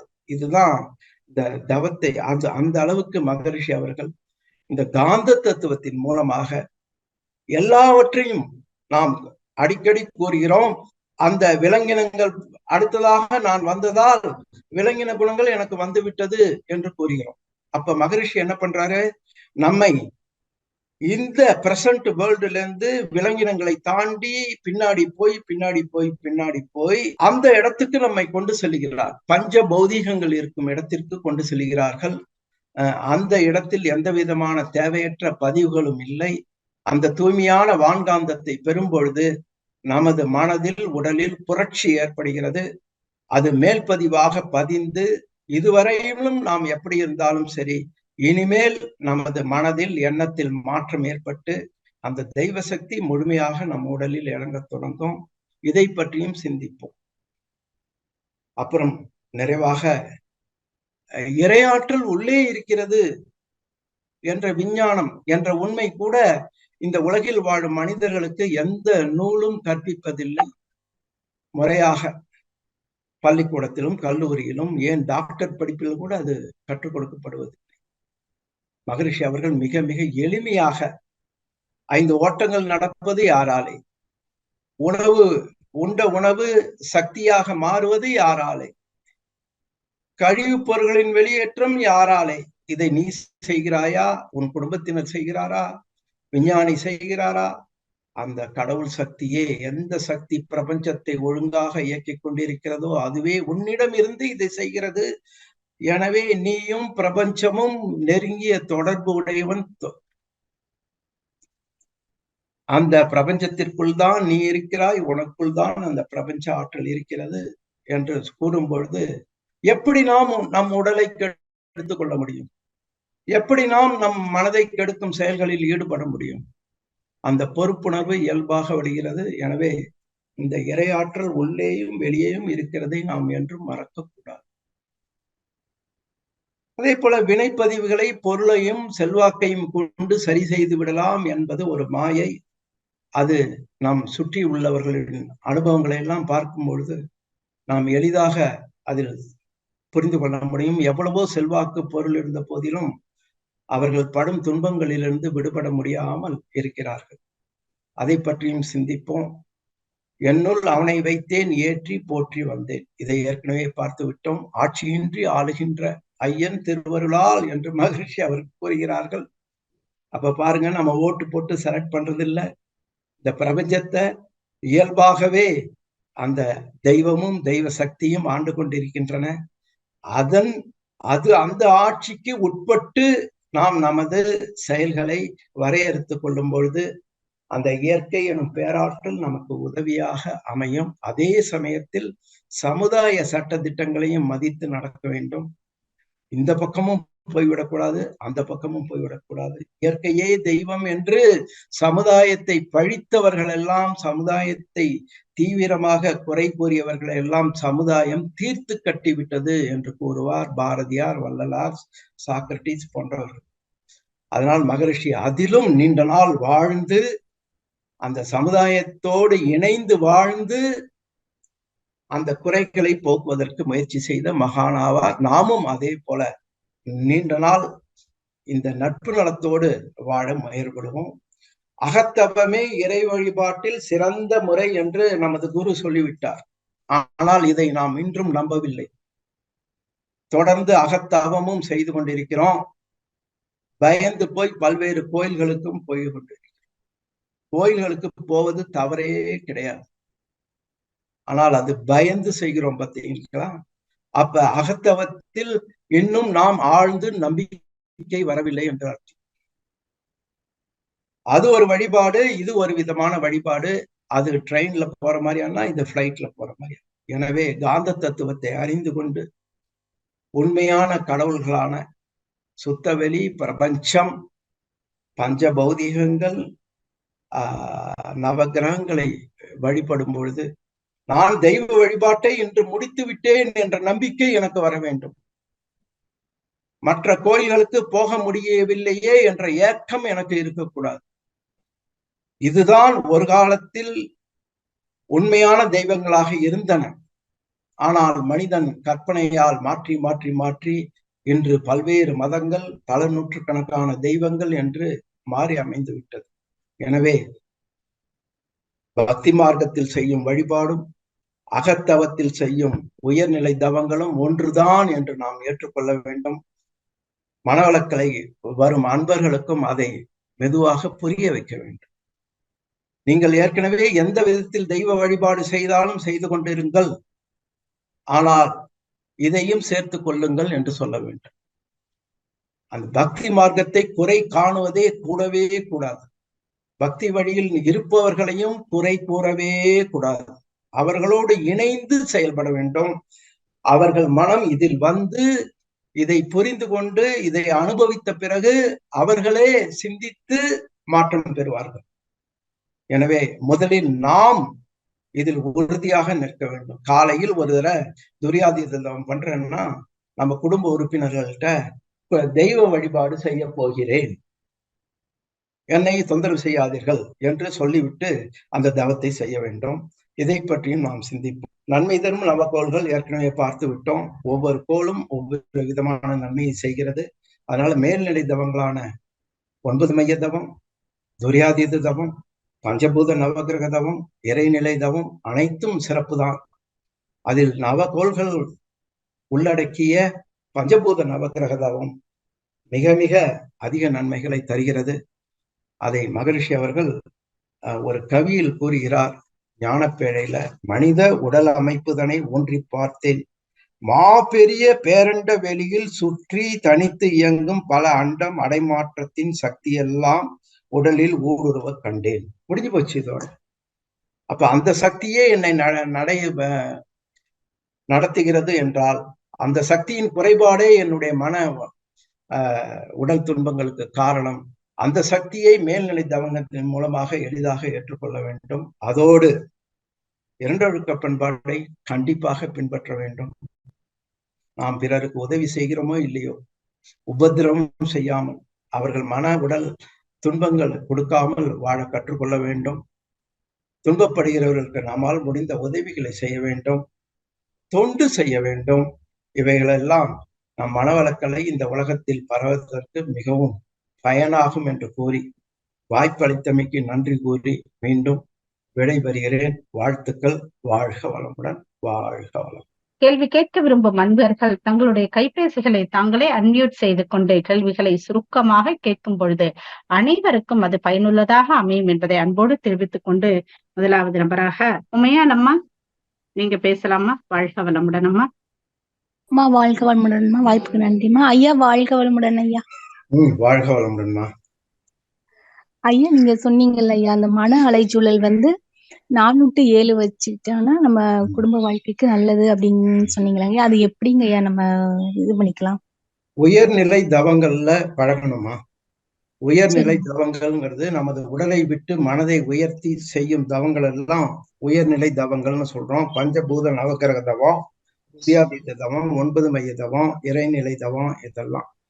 இதற்கு முதலில் நாம் ஆகினை துரியம் சாந்தியில் நன்றாக பழக வேண்டும். ஒவ்வொரு படிப்படியாகத்தான் முன்னேற வேண்டும். ஆகினை துரியம் சாந்தியில் நன்றாக ஓரளவுக்கு உணர்வு வந்த பிறகு இந்த உயர்நிலை தவங்களை தொடர்ந்து செய்ய செய்ய நமது கருமைய பதிவுகளுக்கு ஏற்ப அது விரைவாக கிட்டிவிடும். அதை நாமே உணர முடியும். அந்த 4 to 7 என்ற ஃப்ரீக்வன்சி வருவதற்கு நாம் ஒவ்வொரு நாளும் நமது மனதை அந்த தவங்களில் ஈடுபடுத்தி பழக பழக இயல்பாக அது வந்துவிடும். அதை நாம் உணர்வாக பெற முடியும். நமது வாழ்க்கையில் நம்மை சுற்றி நடக்கும் அனுபவங்களை வைத்து நாம் முன்னேறி கொண்டிருக்கிறோம் என்ற உணர்வை நாம் பெற முடியும். வாழ்த்துக்கள்.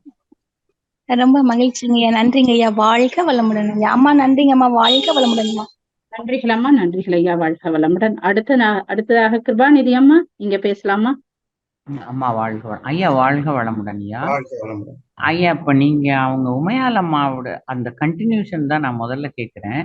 அதாவது 4 to 7 இருக்கையில நம்ம மனநிலை நமக்கு புரியுது இப்ப. ஆனா அதே சமயத்துல டக்குன்னு ஒருத்தர் கதவை தட்டும் போதோ இல்ல ஏதோ ஒரு நிலையில டக்குன்னு கூடிட்டு தான் குறையிறோம்.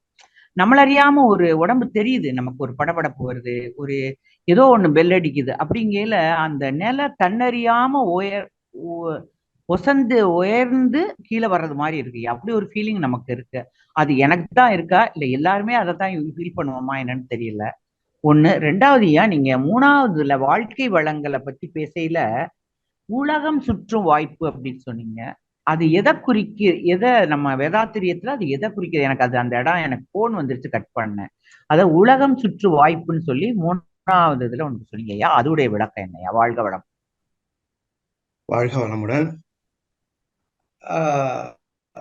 முதல்ல நீங்க மனமானது பொதுவாக 14 - 40 தான் பழகிட்டோம் நம்ம பிறந்ததுல இருந்து. அதை தவம் செய்து செய்துதான் கொஞ்சம் கொஞ்சமாக மாற்றிக்கொள்ள வேண்டும். அப்ப தவம் செய்யும் போது அது குறைய தொடங்கும். இருந்தாலும் அது பழைய பழக்கத்தின் வழியாக மறுபடியும் மாறிடும். அதனால இதுக்கு இந்த பக்கம் கொஞ்சம் நிற்கும். தவம் செய்யும் போது மற்ற நேரங்கள்ல அந்த பக்கம் போயிடும். இந்த பக்கமும் அந்த பக்கம் மாறி மாறி இருக்கும். அப்ப தவத்தை நீங்க தொடங்கும் போது முழுமையாக 14 to 40, ஒரு 2 மாதம் கழித்து பாத்தீங்கன்னாக்க தவத்துல 20%, 14 to 40 80%. 6 மாதம் கழித்து பாத்தீங்கன்னா இதுல 40%, அதுல 60%. அப்ப ஒரு வருடம் கழிச்சு பாத்தீங்கன்னா இதுல 50, அதுல 50.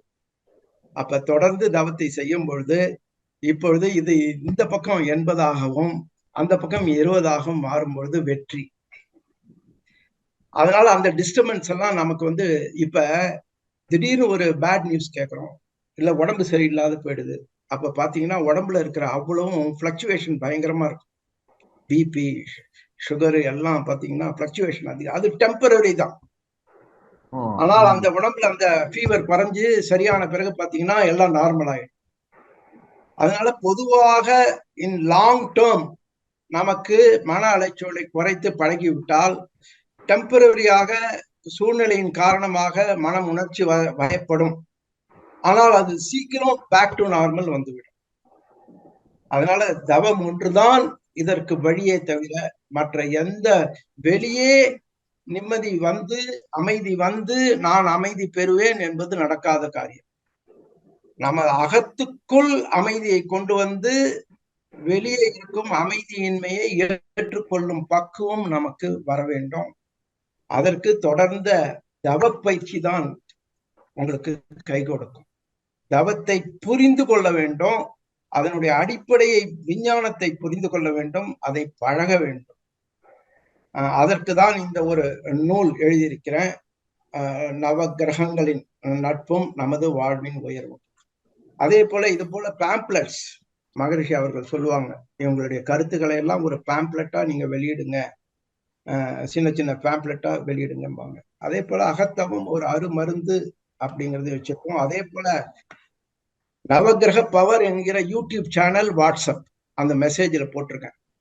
அதுலயும் பல்வேறு வீடியோக்கள், அதுல சின்ன சின்ன வீடியோக்கள் இருக்கும். அதிலும் நம்ம மனதை பழக்கப்படுத்தி கொண்டு விட்டால் தவம் செய்வது எளிதாகிவிடும், இந்த முன்னேற்றம் எளிதாக கிட்டிவிடும். வாழ்த்துக்கள். நன்றி. வாழ்க வளமுடன்மா. அடுத்ததாக சுந்தரமூர்த்தி ஐயா அவர்கள். ஐயா நீங்க பேசலாங்க ஐயா. அம்மா வணக்கம், வாழ்க வளமுடன். பேராசிரியர் ஐயா வாழ்க வளமுடன். ஐயா செல்வம் ஐயா நீங்க பேசலாம். வாழ்க வளமுடன். ஐயா வணக்கம் ஐயா. உங்களுடைய பேச்சு ரொம்ப நல்லா இருந்த. நவகிரக பத்தி ஒவ்வொரு இதுவும் நல்லா அருமையா சொன்னீங்க. அதே மாதிரி புத்தகம்லாம் எங்களுக்கு கொஞ்சம் தேவைப்படுது, அதை எப்படி எடுக்கிறது வாங்கிக்கலாம்ன்றதுக்காக தான் ஒரு கேள்வி. நான் அரக்கோணம் ஜோதிநகர் மனவளை கலை மண்டலத்துல இருக்கேன். புத்தகம் கொரியர் தான் வாங்கிக்கீங்களா? வாட்ஸ்அப்ல அனுப்புங்க, மெசேஜ் அனுப்புங்க, நான் தொடர்பு பண்றேன். உங்களுக்கு வாட்ஸ்அப் நம்பர் என்னங்க ஐயா?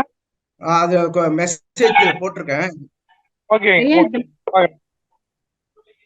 மெசேஜ்ல ஓகே ஓகே, நான் பாத்து.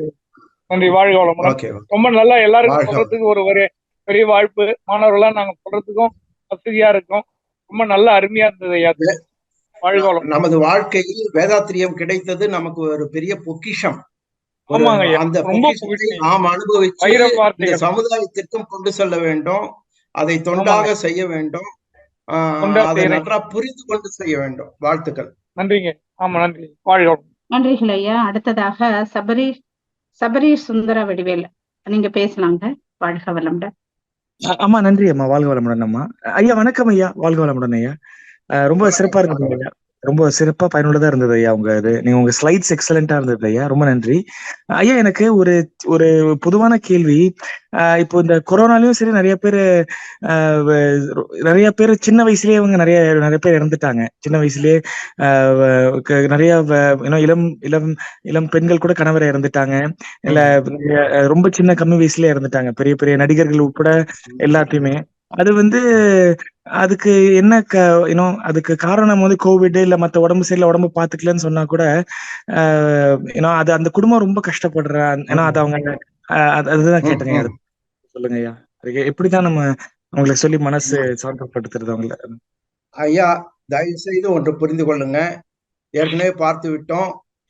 இந்த இன்டர்நெட் அன்ஸ்டேபிள் அப்படின்னு வருது. ஓகே, பிறப்பும் இறப்பும் அந்த ஆராய்ச்சிக்கு நாம போகவே முடியாது. இறப்பை நாம எந்த காரணத்தை வைத்தும் ஜஸ்டிஃபை பண்ணவும் முடியாது. அது இரண்டும் இறைவனுடைய ஆட்சியில் நடப்பது. அதை புரிந்து கொள்வது மிகவும் கடினம். அதனால வாய்ஸ் கேக்குறதாம்மா? விட்டு விட்டு கேக்குறதா? இல்ல, கேக்குதுங்க, நல்லா கேக்குது.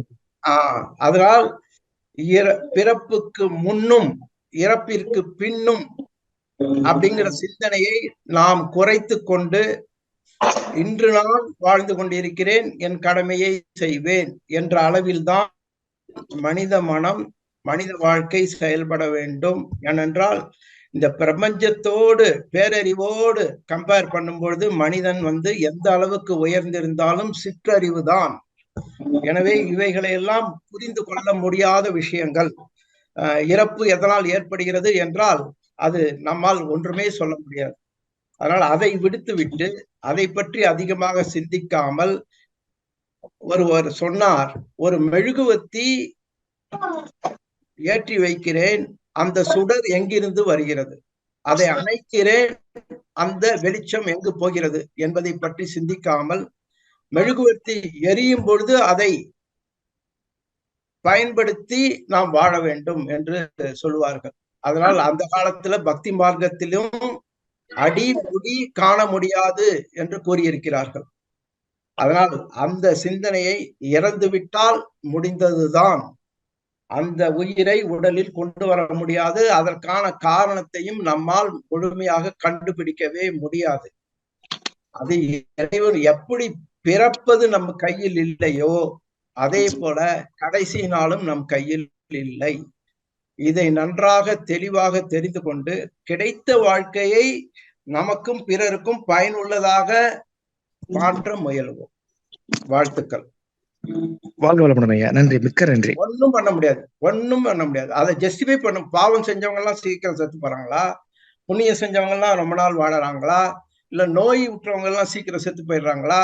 நோய் இல்லாதவங்க எல்லாம் ரொம்ப நாள் வாழறாங்களா? இப்படி எல்லாம் கணக்கே கிடையாது.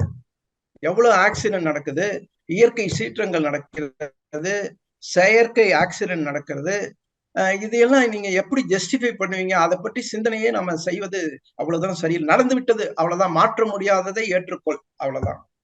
அதில் காரணத்தை கண்டுபிடித்து பண்ணுவது ரொம்ப கடினம். வாழ்த்துக்கள். நன்றிகள் ஐயா. நானும் இந்த கேள்வியை கேட்கலான் இருந்தேன், அவர் கேட்டாரு. ரொம்ப நாள் இது சடன் இப்ப ஷார்ட்டா ஹார்ட் அட்டாக்லாம் நிறைய இது மாதிரி கேட்கும்போது ரொம்ப கஷ்டமா இருக்குதுங்க. ஒன்னும் பண்ண முடியாதுமா, ஒண்ணுமே பண்ண முடியாது. we are helpless, அவ்வளவுதான் சொல்றேன். அது எந்த விதமான கர்மான்னு நம்ம கிட்ட கேட்பாங்க வேற. அது எந்த விதமான கர்மால வரும்னு நமக்கு அது பதில் சொல்லவே முடியாது. அது சொல்லவே முடியாதுமா, அது சொல்லவே முடியாது. கேள்வி பல பேருக்கு பதிலை தருங்கிறது அந்த ஐயாவுடைய கேள்வியில எந்த கேரண்டியும் கிடையாது. பிறப்புடன் இறப்பு தொடர்பு உள்ளது. எப்படி ஒரு ஆற்றில் நீர்க்குமிழிகள் சில தூரம், சில நீர்க்குமிழிகள் ரொம்ப தூரம் போகிறது, சிலது பாதியிலே போகிறது, சிலது கிளம்பிய உடனே போகிறது. அதே போல நமது வாழ்க்கை என்பது அந்த அளவுக்கு அனித்தியமானது. அதுக்கு எந்த கேரண்டியும் எங்கும் கிடையாது. ஓரளவுக்கு இந்த இறை ஆற்றலோடு ஒத்து போகும் பொழுது மகரிஷிக்கே சொன்னாங்க இல்லையா, 58 வயதில் நீங்கள் இறந்து விடுவீர்கள் என்று. ஆனால் நவக்கிரக தவத்தை செய்து சனி கிரகத்தின் அருளை பெற பெற நிச்சயமாக நீண்ட ஆயுள் கிடைப்பதற்கு வாய்ப்பு இருக்கிறது. நம்ம கர்ம பதிவுகள் முதல் காரணம். வாழ்க்கை முறை இரண்டாவது காரணம். மூன்றாவது, இவைகளை ஓரளவுக்கு சரி செய்து கொள்ளலாம் நவகிரக தவத்தின் மூலமாக. அதனால் சனி கிரகம் நீண்ட ஆயுளை கொடுக்கும் என்பது நமது முன்னோர்கள் ஜோதிய சாஸ்திரத்தில் கூறியிருக்கிறார்கள். நானும் நம்புகிறேன். மகரிஷி நவகிரக தவத்தை செய்ததால் தான், சனி கிரக அருளாலதான் 96 வயது வாழ்ந்தார்கள் என்று எனக்கு அனுபவமாக அது உணர முடிகிறது. அதனால் நான் மேல்நிலை தவங்களின் மிக மிக அதிகமாக முக்கியத்துவம் கொடுப்பது நவகிரக தவத்திற்குத்தான். எனக்கு பின்னால் ஒட்டியிருக்கும் அவைகளை தான் நான் முதல் தெய்வங்களாக ஒவ்வொரு முறையும் வணங்குகிறேன். அது பல நன்மைகளை கொடுப்பதை உணர்கிறேன். நன்றிகள், நன்றிகள் ஐயா. வாழ்க வளமுடன். அடுத்ததாக செவ்வேல் ஐயா, நீங்க பேசலாங்க ஐயா. வாழ்க வளமுடன் ஐயா. சிறப்பாக இருந்தது. அதே மாதிரி காந்த தத்துவம் சொன்னீங்க, அது ரொம்ப மகிழ்ச்சியாக இருந்தது. ஒவ்வொரு அந்த பாயிண்ட், நம்ம குடும்ப உறவினர்கள்கிட்ட நம்ம எதிர்பார்ப்பு ரொம்ப வச்சிருந்தா அது ஏமாற்றம் தாயா ரொம்ப முடியுது. அதே மாரி அந்த குடும்ப உறவினர்களை நம்ம எப்படி வச்சுக்கணும் ஐயா? அதே மாதிரி நம்ம அறிவின் ஏழ்மைய போக்குறதுக்கு நம்ம என்னென்ன வழிகள்ல இன்னும் நல்லா சாப்பிட்டோம்னா இன்னும் நம்ம கூடுதலா நம்ம அடைய முடியும் ஐயா அந்த அறிவின் உயர்வை? பிறவிலேயே எல்லோரும் அறிவில் ஏழ்மையாகத்தான் பிறக்கிறோம். என்றென்றால் அந்த காலத்தில் மகாபாரத ராமாயண காலத்திலேயே அறிவு ஏழ்மை எக்கச்சக்கமா இருந்தது.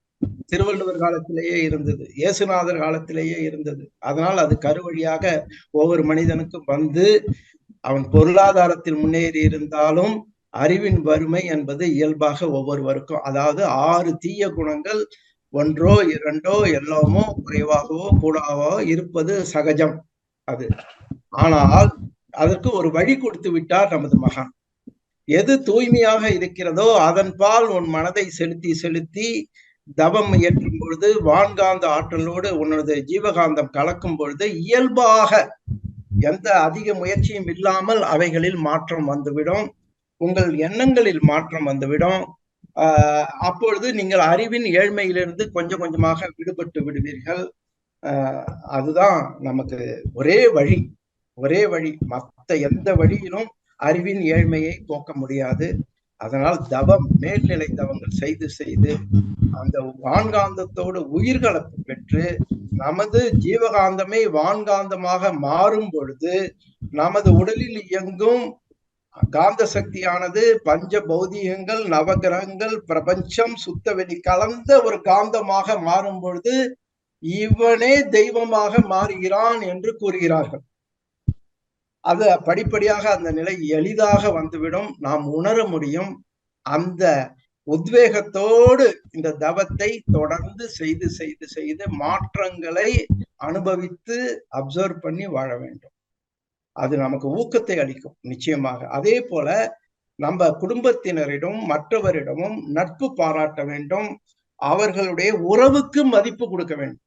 என்னுடைய மகன், அதுதான் முதல்ல நிக்கணும். அவருடைய குணம் அடுத்ததாக வரும். அதுதான் உண்மையான அன்பு. குணத்தை முதலில் வைத்து வெறுப்பதோ விரும்புவதோ கூடாது. நட்பை முதலில் வைத்து அவர்களிடம் அன்பு பாராட்ட வேண்டும். அவர்கள் எப்படி வேண்டுமானாலும் இருந்து போகட்டும். என்னுடைய மகன், என்னுடைய மனைவி, என்னுடைய மருமகள், நம்மை அவர்கள் அதிகமாக பாதிக்காத அளவு இருக்கும் வரையிலும் அவர்களிடம் உறவுக்கு மதிப்பு கொடுத்து அன்பு பாராட்டி நாம் வாழ வேண்டும். அதுதான் சிறப்பு.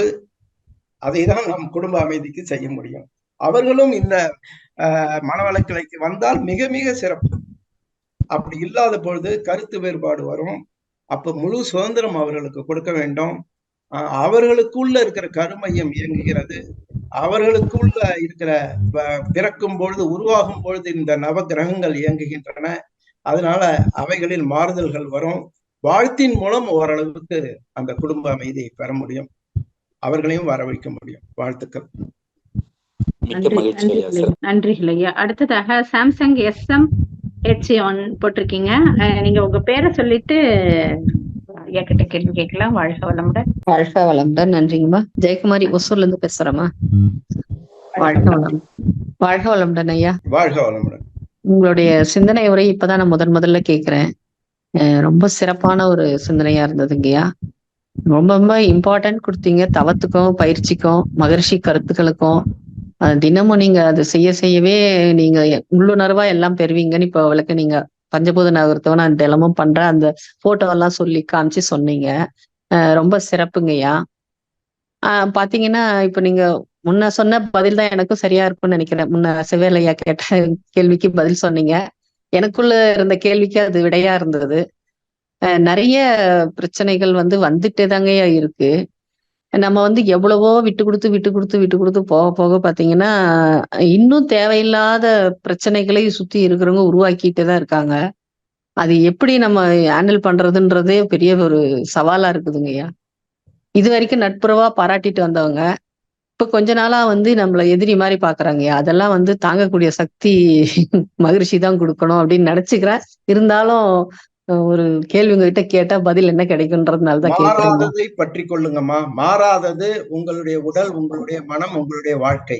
அத முதல்ல நீங்க நேசியுங்கள். நான் பிறப்பது தனியாகத்தான் பிறந்தோம், இறக்க போறதும் தனியாகத்தான். வரும் வழியில் அனைத்து உறவுகளும் இருக்கின்றன. எனவே என் உடலையும் மனதையும் நன்றாக வைத்துக் கொள்வதற்கு முதல் முன்னுரிமை நான் கொடுப்பேன். ஒன்று. இரண்டாவது, கடவுளை நேசியுங்கள். உண்மையான கடவுளை நேசியுங்கள். மகரிஷி, உண்மையான கடவுள் என்பது சுத்தவெளி, பிரபஞ்சம், பஞ்ச பௌதீகங்கள், நவகிரகங்கள். இவைகளோடு தவத்தில் ஒன்றுபட்டு அவைகளை நட்பாக மாற்றிக்கொள்ளுங்கள். வாழ்நாளில் எந்த ஏற்றத்தாழ்வு வந்தாலும் இது காப்பாக அமையும். மற்ற மனிதர்களையோ பொருள்களையோ அதிக ஆசை வைத்து பாசம் வைத்து இருக்கும் பொழுது அதில் உள்ள ஏற்றத்தாழ்வுகள் நம்மை பாதித்து கொண்டேதான் இருக்கும். இது நாம் ஒரு ஊரை விட்டு இன்னொரு ஊர் போவதாலோ இந்த உடல் மனதை எடுத்துக்கொண்டுதான் எந்த ஊருக்கும் நாம் செல்கிறோம். அப்ப இந்த உடல் மனதை வைத்துதான் வாழ வேண்டும். அதனால் எங்கு சென்றாலும் நமக்கு நிம்மதி என்பது நாம் நிம்மதியாக இருக்க வேண்டும் என்று நம் மனதில் உறுதி எடுத்தால்தான் வரும். அதையும் மீறி மிகவும் அதிகமாக தொந்தரவுகள் வருகிறது என்றால் நீங்கள் ஒரு பாலத்தை கட்டிக்கொண்டு அவர்களோடு மிக நெருக்கமாக பழகாமல் சற்று விலகி வாழ வேண்டும். வேறு வழி கிடையாது. நெருங்கிய உறவினர்கள், வாழ்க்கை துணை அல்லது நம்முடைய முதலாளி, வேலை பார்க்கும் இடம், இதிலெல்லாம் சிக்கல்கள் வந்தால் அதில் சற்று தொடர்பை குறைத்து கொண்டு அந்த உறவுக்கு மதிப்பு கொடுத்து வாழ கற்றுக்கொள்ள வேண்டும். அந்த இடத்தில் தனிமையாக வாழவும் கற்றுக்கொள்ள வேண்டும். சேர்ந்து வாழவும் கற்றுக்கொள்ள வேண்டும். எவ்வளவு பொறுப்பு இருக்கு பாருங்க. ஆமாங்க ஐயா. அன்பு இப்ப உண்மையான அன்பு இருந்தாலும் அதை உதாசீனப்படுத்தும் போது ரொம்ப உண்மையான அன்பு அப்படிங்கிறது கிடையாதம்மா. எல்லாருமே ஒரு ஒரு ஒரு ஒரு பந்தத்தாலும் பாசத்தாலும் தான் உண்மையான அன்பு எல்லாம் நம்ம எங்கேயுமே எதிர்பார்க்கவும் வேண்டாம். அதனாலதான் உண்மையான அன்பை கடவுளின் பால் செலுத்துவோம், நம் உடல் மனதின் பால் செலுத்துவோம். மற்றதெல்லாம் மாறக்கூடியது என்று அதோடு பழகுவோம். இல்லையா? நம்ம எதிர்பார்க்கல, ஆனா நம்ம இருக்கிறோம். அத ஒரு மதிப்பு இல்லாம இருக்கிற மாதிரி இருக்குது. அதுதான் கேட்கும். அந்த இடத்துல வீரர்கள் சொல்லும் பொழுது அதை மறுக்க வேண்டாம், அதை ஏற்றுக்கொள்ளவும் வேண்டாம். அது அவர்களுடைய கருத்து என்று இந்த காதுல வாங்கி அந்த காதுல விட்டுட்டு நம் தன்மை மாறாமல் இருப்போம். முயற்சி. தவத்தினுடைய ஆற்றல் தான் நமக்கு அதை கொடுக்கும். ரொம்ப கஷ்டம். ஒருத்தன் என்ன கண்டபடி இந்தியில திட்டுறான், நான் அந்த தவறை செய்யவே இல்லை, ஆனா எனக்கு அதோட லாங்குவேஜோட மீனிங் புரியாதனால எனக்கு அவன் மேல கொஞ்சம் கூட கோபமே வரல. ஆனா இன்னொருத்த திட்டுறான், என்னையா அறிவு இருக்கா அப்படின்னு தமிழ்ல, சட்டுன்னு எனக்கு கோபம் வருது. அப்ப என்ன ஆகுது? அதை நான் என் மனம் டிரான்ஸ்லேட் பண்ணி கருத்தாக மாற்றும் பொழுதுதான் அந்த பிரச்சனை வருது. அப்ப இந்த உறவோடு தான் நான் வாழ்ந்தாக வேண்டும், இவர்களோடு தான் இருந்தாக வேண்டும். அப்படிங்கும் பொழுது அவர்கள் தேவையில்லாத சொற்கள் சொல்லும் பொழுது அதை அப்படியே இக்னோர் பண்ணிட்டு சிரிச்சு கொண்டே போங்க மனசுக்குள்ள. அதுதான் ஒரே வழி. அதுதான் ஒரே வழி. அன்னை தெரசா டொனேஷன் கேட்கும் பொழுது கையில் எச்சிலை துப்பியவரை கூட இன்னொரு கையை காண்பித்து இதில் எனக்கு கொடுங்கள்னு கேட்டாங்களாம். அந்த மனநிலை நமக்கு வர வேண்டும். அப்படிதாங்க சிரிச்சுக்கிட்டே போயிட்டே இருந்தாலும் பிரச்சனை வர்றதுனாலதான் உங்ககிட்ட கேள்வி கிண்டல் பண்றாங்கன்னு சொல்லுவாங்க. அதனால அப்படியே பொம்மை மாதிரி இருந்துட்டு போயிட்டே இருக்க. என்ன பண்றது? பண்ண முடியாது. நமது நிம்மதியை கெடுத்துக் கொள்ள முடியாது. அவர்கள் மாறினால்தான் எனக்கு நிம்மதினா அது நடக்கவே நடக்காது. கண்டிப்பா. அதனால நான் நிம்மதியாக இருப்பேன். இன்றைக்கு காலையில் எழுந்து ஒரு டிக்ளரேஷன், நான் இன்றைக்கு மகிழ்ச்சியாக, சந்தோஷமாக, நிம்மதியாக இருப்பேன், என்ன நடந்தாலும் சரி அப்படின்னு தவ முடிவில் ஒரு சங்கல்பத்தை போட்டு வாங்க. சரிங்க. அப்ப அந்த நாள் முழுவதும் என்ன இன்கன்வீனியன்ட் வந்தாலும் உங்களுக்கு அதை ஏற்றுக்கொள்ளக்கூடிய பக்குவம் வந்து. சரி, ரொம்ப சிறப்புங்க. சிறப்பான விளக்கம் ஐயா. நன்றிங்கய்யா. வாழ்க வளமுடன். வாழ்த்துக்கள். நன்றிகள் அம்மா. அடுத்ததாக செந்தில் கண்ணன் ஐயா, நீங்க பேசலாங்க ஐயா. சாரி, சாந்தி கண்ணன் அம்மா. வாழ்க வளமுடன். வாழ்க வளமுடன் அம்மா. ஐயா வாழ்க வளமுடன். வாழ்த்துக்கள். ஐயா என்னோட கேள்வியா, நீங்க இப்ப புக் எழுதுறதுனால இந்த நவகிரகத்தை பத்தியே கேட்கிறேன் ஐயா. இந்த நவகிரகதவம் நீங்க எந்த மாதிரி செய்யணும்னு சொல்றது ஒரு அறிவுரை கொடுங்க ஐயா. ரொம்ப நன்றி. மகரிஷி அவர்கள் நவகிரக தவத்துக்கு தீட்சை கூட வேண்டியதில்லை, அனைவரும் செய்யலாம்னு சொல்லியிருக்காங்க. கிட்டத்தட்ட 1,00,000 பேர் இப்ப சமீபத்துல 2 வருடம் முன்னாடி செஞ்சு அது ஒரு கின்னஸ் ரெக்கார்டாவே மாறி இருக்கு. கிட்டத்தட்ட மகரிஷி அவர்கள் நவகிரக தவத்தை ஒரு வழிபாடாகவே நமக்கு கொடுத்துள்ளார்கள். அதனால் நாம் மன்றத்தில் நடத்தும் பொழுதும் செய்யும் பொழுதும் ஆசிரியர் குறிப்பேடில் என்ன இருக்கிறதோ அப்படிதான் செய்ய வேண்டும். ஆனால் நமது வீட்டில் செய்யும் பொழுது நமக்கு ஏற்றபடி எந்த கிரகத்தின் மீது அதிகம் தவம் செய்தால் நன்மை என்று நாம் கருதி, அந்த ஒவ்வொரு கிரகமும் என்னென்ன நன்மைகள் கொடுக்கின்றன, அந்த குறைபாடு இருந்தால் என்ன தீமைகள் வருகின்றன என்பதை விளக்கமாக அந்த யூடியூப் சேனல்ல கொடுத்திருக்கேன், நவகிரக பவர். அதில் நம்ம பிறவி குணம் இருக்கிறது, அதனால் அது எனக்கு தேவையில்லாமல் இருக்கிறது. உதாரணமாக அடிக்கடி கோபம் வருகிறது, சின்ன விஷயத்துக்கெல்லாம் கோபம் வருகிறது. என்ன தவம் செய்தாலும் மாற்ற முடியலன்னா அதற்கு செவ்வாய் தான் மூல காரணம். அப்ப நான் தாயின் கருவயிற்றில் உருவாகும் பொழுதே அந்த செவ்வாயினுடைய குணம் அதிகமாக இருப்பதனால் எல்லாவற்றிலும் அளவு முறை இயல்பாகவே மீறி கொண்டிருக்கிறேன். இந்த தவம் தற்சோதனை செய்த பிறகும் அப்ப என்ன பண்ணணும்னா குரு சனி மீது தவத்தினை அதிகம் செய்யணும். இந்த ஆற்றல் அதிகமாக செவ்வாயின் ஆற்றல் தணிந்து உங்கள் குணம் அற்புதமாக மாறிவிடும். ஒரு 48 தடவைகள் இதை செய்தாலே போதும். சரி, இன்னொன்னு விஷயம், இப்ப ஒரு நெகட்டிவ் தாட்ல இருக்கிறவங்களே கூடயே நம்ம இருக்கவங்க அப்படிங்கும் போது நம்ம எந்த குரு நெகட்டிவ் தாட்னா குரு புதன் சுப கிரகங்கள், அதனுடைய அலைகள் வர வர நெகட்டிவ் தாட் எல்லாம் இக்னோர் ஆயிடும். நெகட்டிவ் தாட் உள்ள நபர்கள் நம்மோடு பழக மாட்டார்கள். நமக்கு உடம்பிலேயே இயல்பாகவே பயம், கவலை இதெல்லாம் விலகிவிடும். குரு பார்வை பட்டால் கோடி நன்மை என்று ஜோதிட சாஸ்திரம் கூறுகிறது. சரியா சரியா. அதனால் அந்த நவகிரகங்களையும் வணங்க வேண்டும்.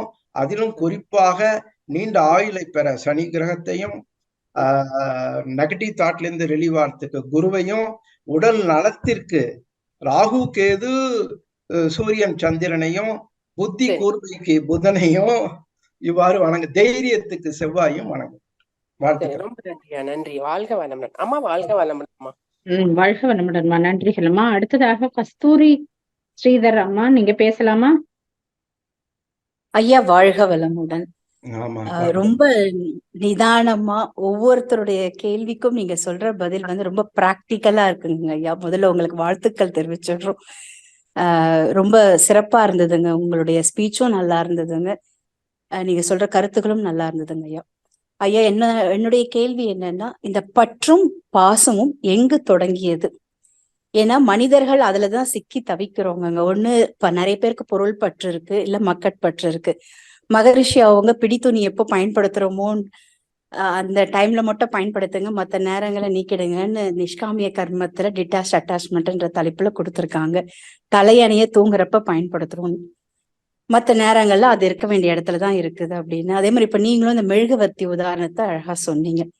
மனிதர்களோட இழப்பு மக்களை ரொம்ப பாதிக்குதுங்க, குடும்ப உறுப்பினர்களை பாதிக்குது. பொருள்கள் சிலருக்கு தான் பொருள் பற்று அதிகமா இருக்கிறதுனால அதுல பிரச்சனைகள் இருக்குங்க. ஆனா அந்த மக்கட்பற்றுல இருந்து விடுபடுவதற்கு காரணமா இருக்குது இந்த பற்றும் பாசமும் தான். அப்போ அந்த பற்றும் பாசம் எங்க தோன்றதுன்றது தெரிஞ்சா அதுல இருந்து விடுபடுறதுக்கு ஒரு வழி இருக்குமேன்றது உங்ககிட்ட விடை கிடைக்கும்னு எதிர்பார்த்து இந்த கேள்வி கேட்கிறேன். நன்றிங்க ஐயா. வாழ்க வளமுடன். மூன்றாவது அறிவு உருவாகும் போதே இந்த பற்றும் பாசமும் வந்துடுதுமா.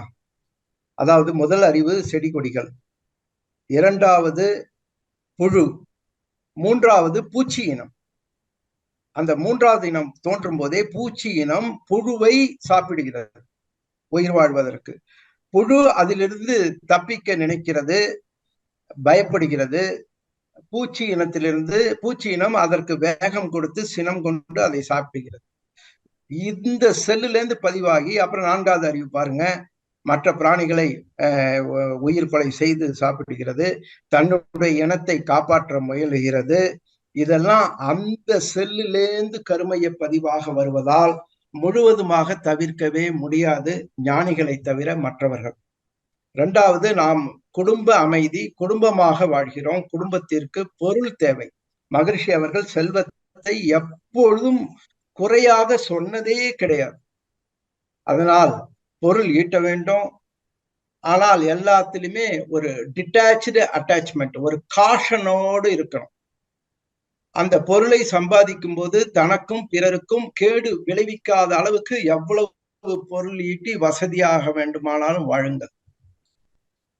அந்த உயர்நிலை தவம் செய்ய செய்ய அந்த பொருளை உபயோகப்படுத்துவோம், ஆனால் அது நம்மை பாதிக்காது. அதுதான் அதுல இருக்கிற சீக்கிரட். அந்த கடும் பற்று அப்படிங்கிறது விடுபடும். பற்று தேவைதான், பற்று இல்லாமல் பொருள் இல்லாமல் வாழ முடியாது, பாசம் இல்லாத ஒரு வாழ்க்கையே கிடையாது. அதனால் நாம் எல்லாம் உணர்ச்சி உள்ள மனிதர்கள். ஆனால் அதில் ஒரு அளவு முறை, அதை கொண்டு வருவதற்கு, டிட்டாச்சு அட்டாச்மெண்ட் கொண்டு வருவதற்கு மேல்நிலை தவங்கள் பயன்படும். ஒரு 1 லட்சம் ரூபாய் இவருக்கு வந்தாலும் துள்ளி குதிக்க மாட்டார். வியாபாரத்துல 1 லட்சம் ரூபாய் நஷ்டம் அடைந்தாலும் அதையும் ஏற்றுக்கொள்ளக்கூடிய மனப்பக்குவம் வந்துவிடும். அதே போலதான் பாசமும். அந்த பாசத்திலிருந்தும் விடுபட வேண்டும். ஒவ்வொரு மனிதனும் தனித்தனியாகத்தான் பிறக்கிறோம், வாழ்கிறோம், இறக்கிறோம். அதனால அதிக பாசம் வைத்தால் பாசம் வைத்தவர்களுக்கும் ஆபத்து, வைப்பவர்களுக்கும் ஆபத்து. இதனால் பலருடைய வாழ்க்கை கெட்டிருக்கிறது. எனவே அதற்கு ஒரு அளவு வேண்டும். அதை பற்றி அதுவும் மனமாற்றம் தான். அப்ப அந்த மனமாற்றம் உயர்நிலை தவத்தால் எளிதாக நமக்கு கிட்டுவிடும். வான்காந்த ஆற்றல் வர வர அதில் அளவு முறை என்பது இயல்பாகிவிடும். அந்த தவம் செய்யாமல் இதை மாற்ற இயலாது. தெரிந்து கொள்ளலாம், மாற்றம் வராது. அதனால தவத்திற்கு முக்கியத்துவம் கொடுங்க, மேல்நிலை தவங்களை செய்யுங்க. செய்ய செய்ய இதில் அளவு முறை இயல்பாகிவிடும். மிகவும் சிறப்புங்க ஐயா, சிறப்பான விளக்கம் கொடுத்தீங்க. இன்றைய தேதியில மிக அதிகமாக பொருள் நஷ்டம் வந்தால் வருத்தம் இருக்கிறது என்றால் என் மனம் இன்னும் பக்குவப்படவில்லை. அப்ப இன்னும் அதிக நாள் நான் தவம் செய்ய வேண்டும். என்னுடைய பாசத்தினால் நான் வருந்துகிறேன் என்றால், மிக அதிகமாக வருந்துகிறேன் என்றால் இன்னும் நான் தவம் அதிகமாக பழக வேண்டும். மேல்நிலை தவம் அது ஒன்றுதான் வழி, வேற எதுவும் வழி இல்லை. ரொம்ப சிறப்பா சொன்னீங்க ஐயா.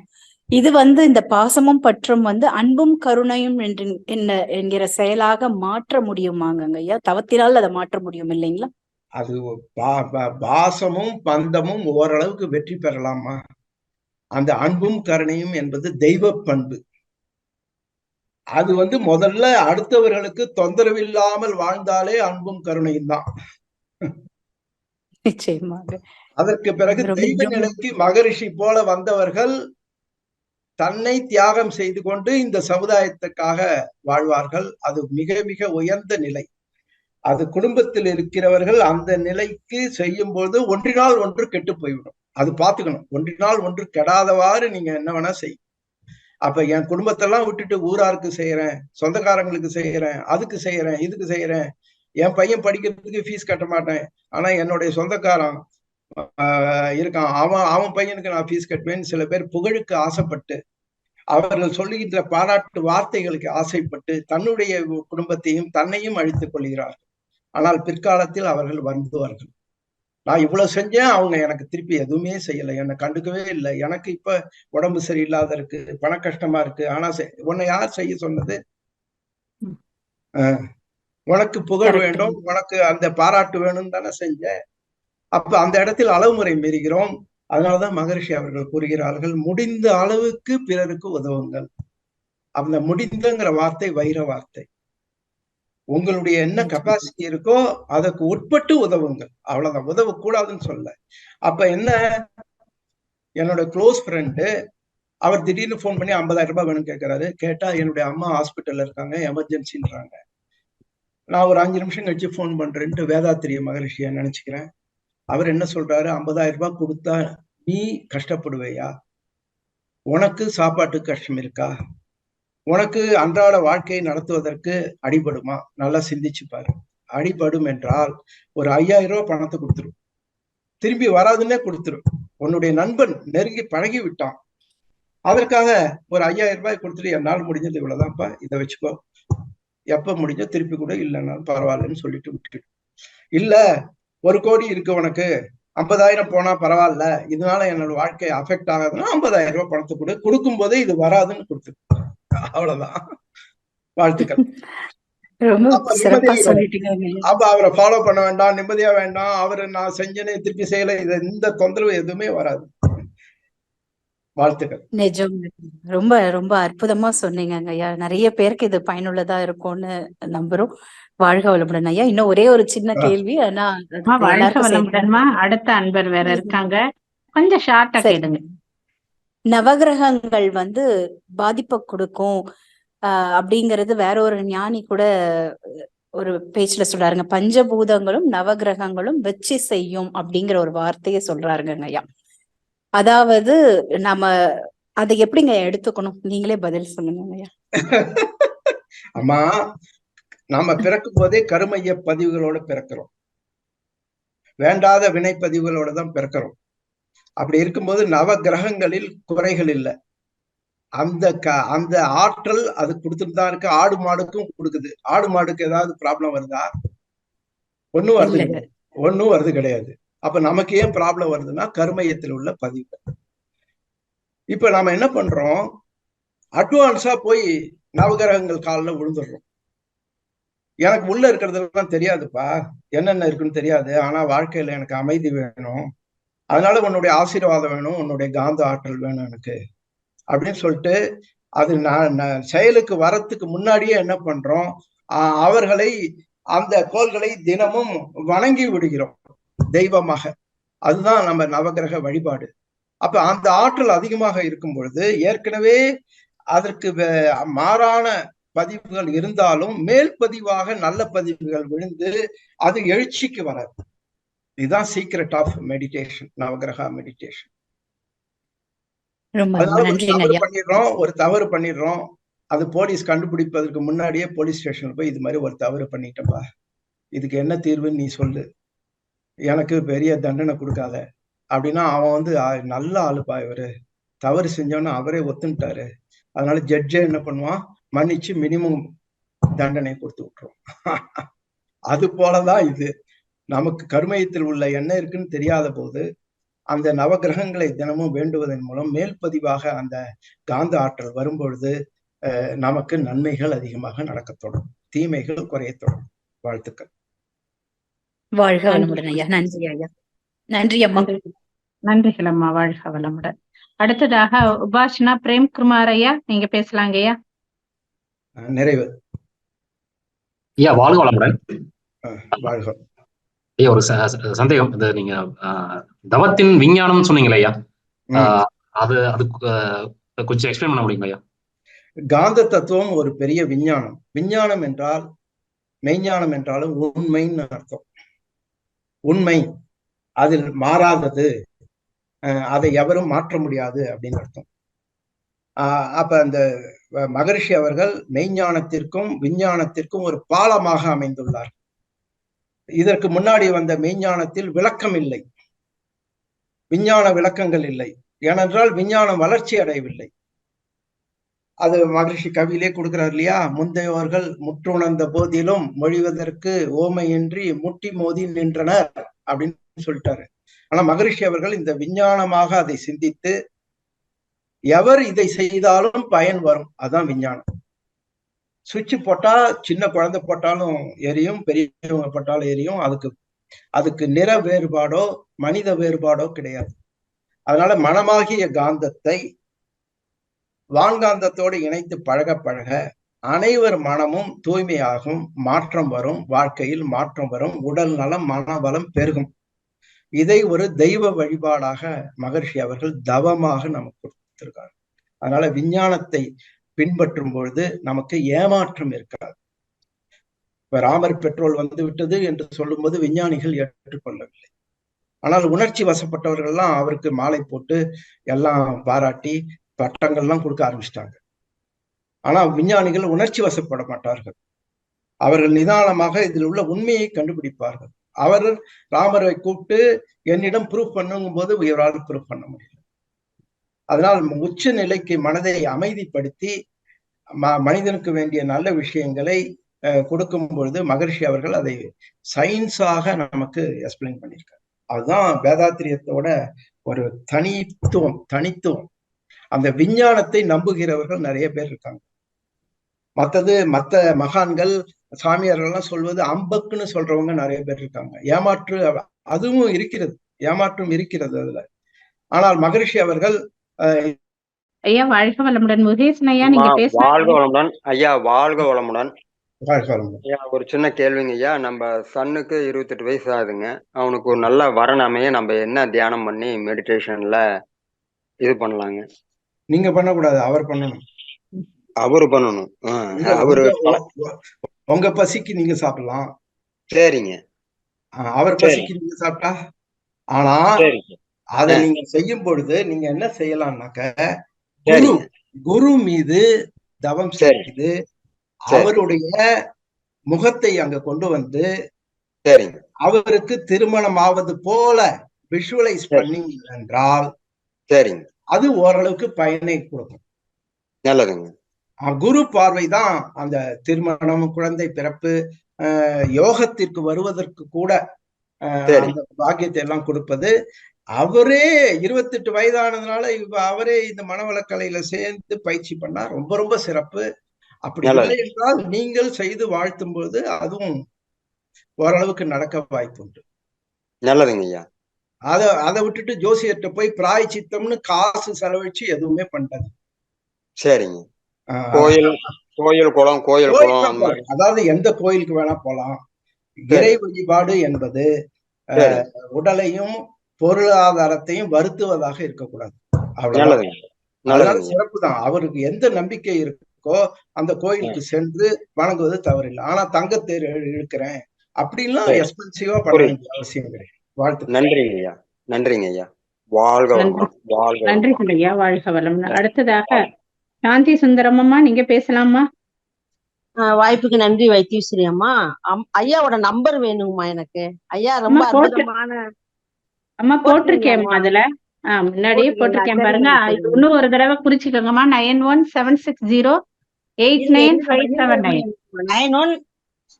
9176089579 57 ஆமா 579 2 கடைசி முடியுது. ஆமாங்க.